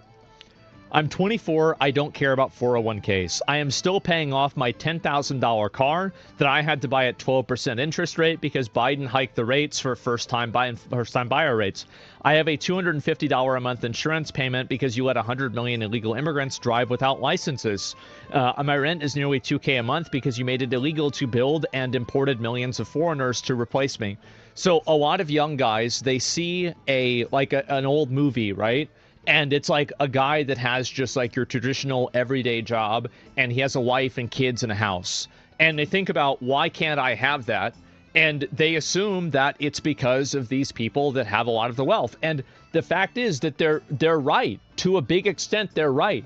A lot of the reasons why these people don't have any fucking money is because all of the money and wealth is consolidated in the top 1% of the society. That they're right. And so the problem is that how far are these people willing to go in order to get what they believe to be their dignity back? Right? It's everybody else's fault? Yeah, it is. And that's the way that they're going to look at it. And that's the point that I'm making. Why are you making it sound like tariffs are such an insane idea? I don't care about what you think about them at all. It doesn't matter. Nobody cares. That's not the point. The point is, why do people support them? Why are people against them? And so it's the same reason why all of the people that were talking so great about Luigi killing a person that, worked at one of these big companies are now crying about the big companies losing market value. It's because they don't care about the person, but they've got stock in the company. That's the reason why. And this is what I've said before about how every single time people have values that are completely self-referential. There's no principle in this. There's nothing in this at all. It's hilarious, Peril. No, but am I wrong? Yeah, am I fucking wrong? No, I don't think so. And so anyway, this doesn't only affect big companies. No, you're right, it doesn't. But it does affect big companies. That's it. And so you're totally right. Yes. And I think that also most of the companies that people have their money invested into, that they're complaining about stocks, most of those companies have CEOs that, if you used Luigi's logic, deserve a bullet in the back of the head. That's the way it is. And I'm not saying you should do that. I think that's a terrible idea. But that's what he did. And they were you're wrong. Okay. Okay. All right. Don't say I didn't warn you. I said this is going to happen. I said it was going to happen 2 days ago, and we're seeing it happen now. And I think that there's nothing that's more dangerous than people that have nothing left to lose.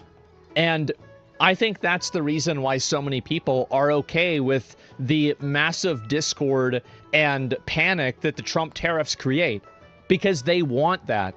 They want that to happen because it's like a visceral revenge that they have against a elite economic ruling class that they feel like has disenfranchised them for their whole life.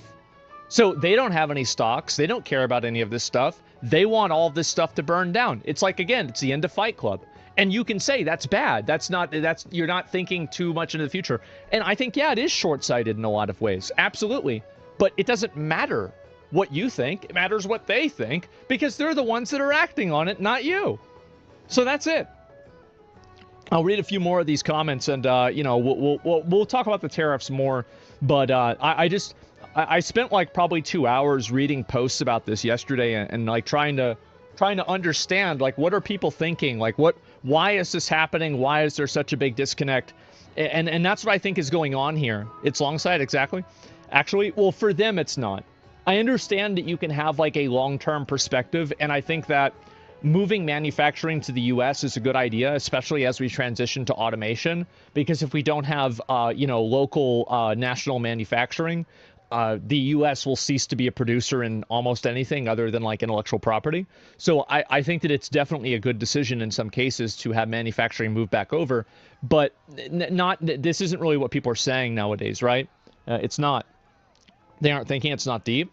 Well, they are thinking. They're thinking that this is one thing that you need to keep in mind. And this is, remember what I said before about how, like, I can understand why a person joins ISIS or why a person joins, like, Hezbollah or, Hamas? And, like, people got mad at me. They were like, oh, well, how could you possibly do that? How could you possibly commiserate with the terrorist? This is the same thing. It's the same thing. It's just a different flavor, and it's not as extreme. Why are you putting their extreme views on a pedestal? Because a lot of people have them. That's the reason why. Yeah, I don't care about tariffs because I pulled my investments and put them in interest-bearing account. It was obvious this was coming. Yeah, sure. They're acting in their own immediate interest. What does a 401k matter if they can't afford breakfast or basic goods? This is the premise of a tariff enjoyer. This is absolutely it. They've grown up in recessions and downturns, and the only thing that they saw grow was the numbers of billionaires. Of course, they're mad. They're acting in their own immediate interest. What does some 401k matter if they can't afford breakfast or basic goods? That is exactly it. Losers who are bad with money had no retirement plan, no investments, are okay with tariffs, right? Yeah. And this is what I said before about how, whenever we have automation, we're going to have to bring back slavery or do something that's similar to that, maybe kill a bunch of people. Because what are you going to do with all of these people that, don't have a top 10% level of intelligence in order to perform some kind of a job, right? That's still not removed by AI. Well, what do you do with them? Well, you have to do something. People don't see it the way I see it. People don't. This is only the beginning. This is only the beginning. If you think this is bad, this is only going to get worse. It's only going to get way worse. And so UBI, depopulation. Yeah, I remember when COVID came out, and I was like, oh, are they doing it? Because I was thinking, because I always thought a really good way to kill a bunch of people would be like do a plague or something, right? But because that worked for Europe, and it didn't really happen, but that's what I thought it was going to be. Yeah, the COVID. Yeah, well, I mean, yeah, China got early access. And anyway, let's see here. Yeah, what a crazy season release. Yeah, crazy, right? We'll get the Pareto principle. This outcome is mathematical certainty in any economy. Of course it is. And it's a mathematical certainty in all realities. So, yeah. And let's see here.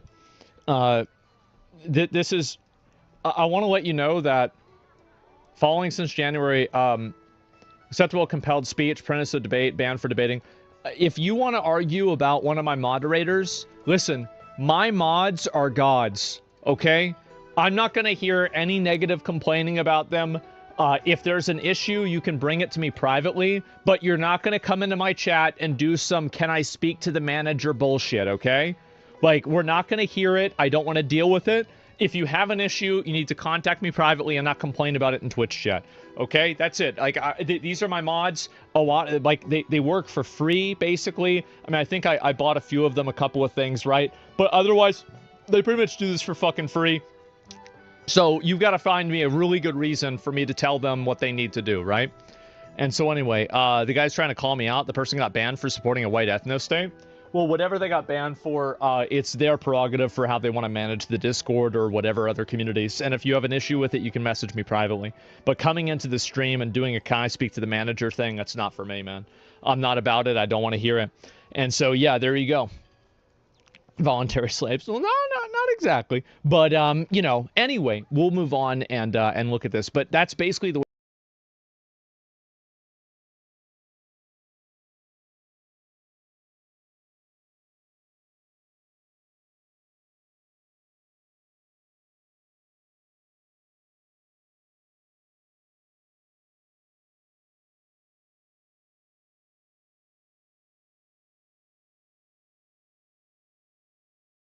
Okay, let's try shooting a video during a heat.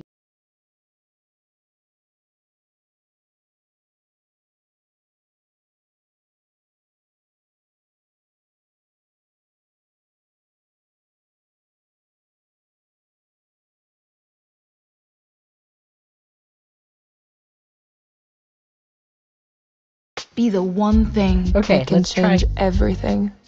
Be bold. Be authentic. That's in the a key. world where you can be anything.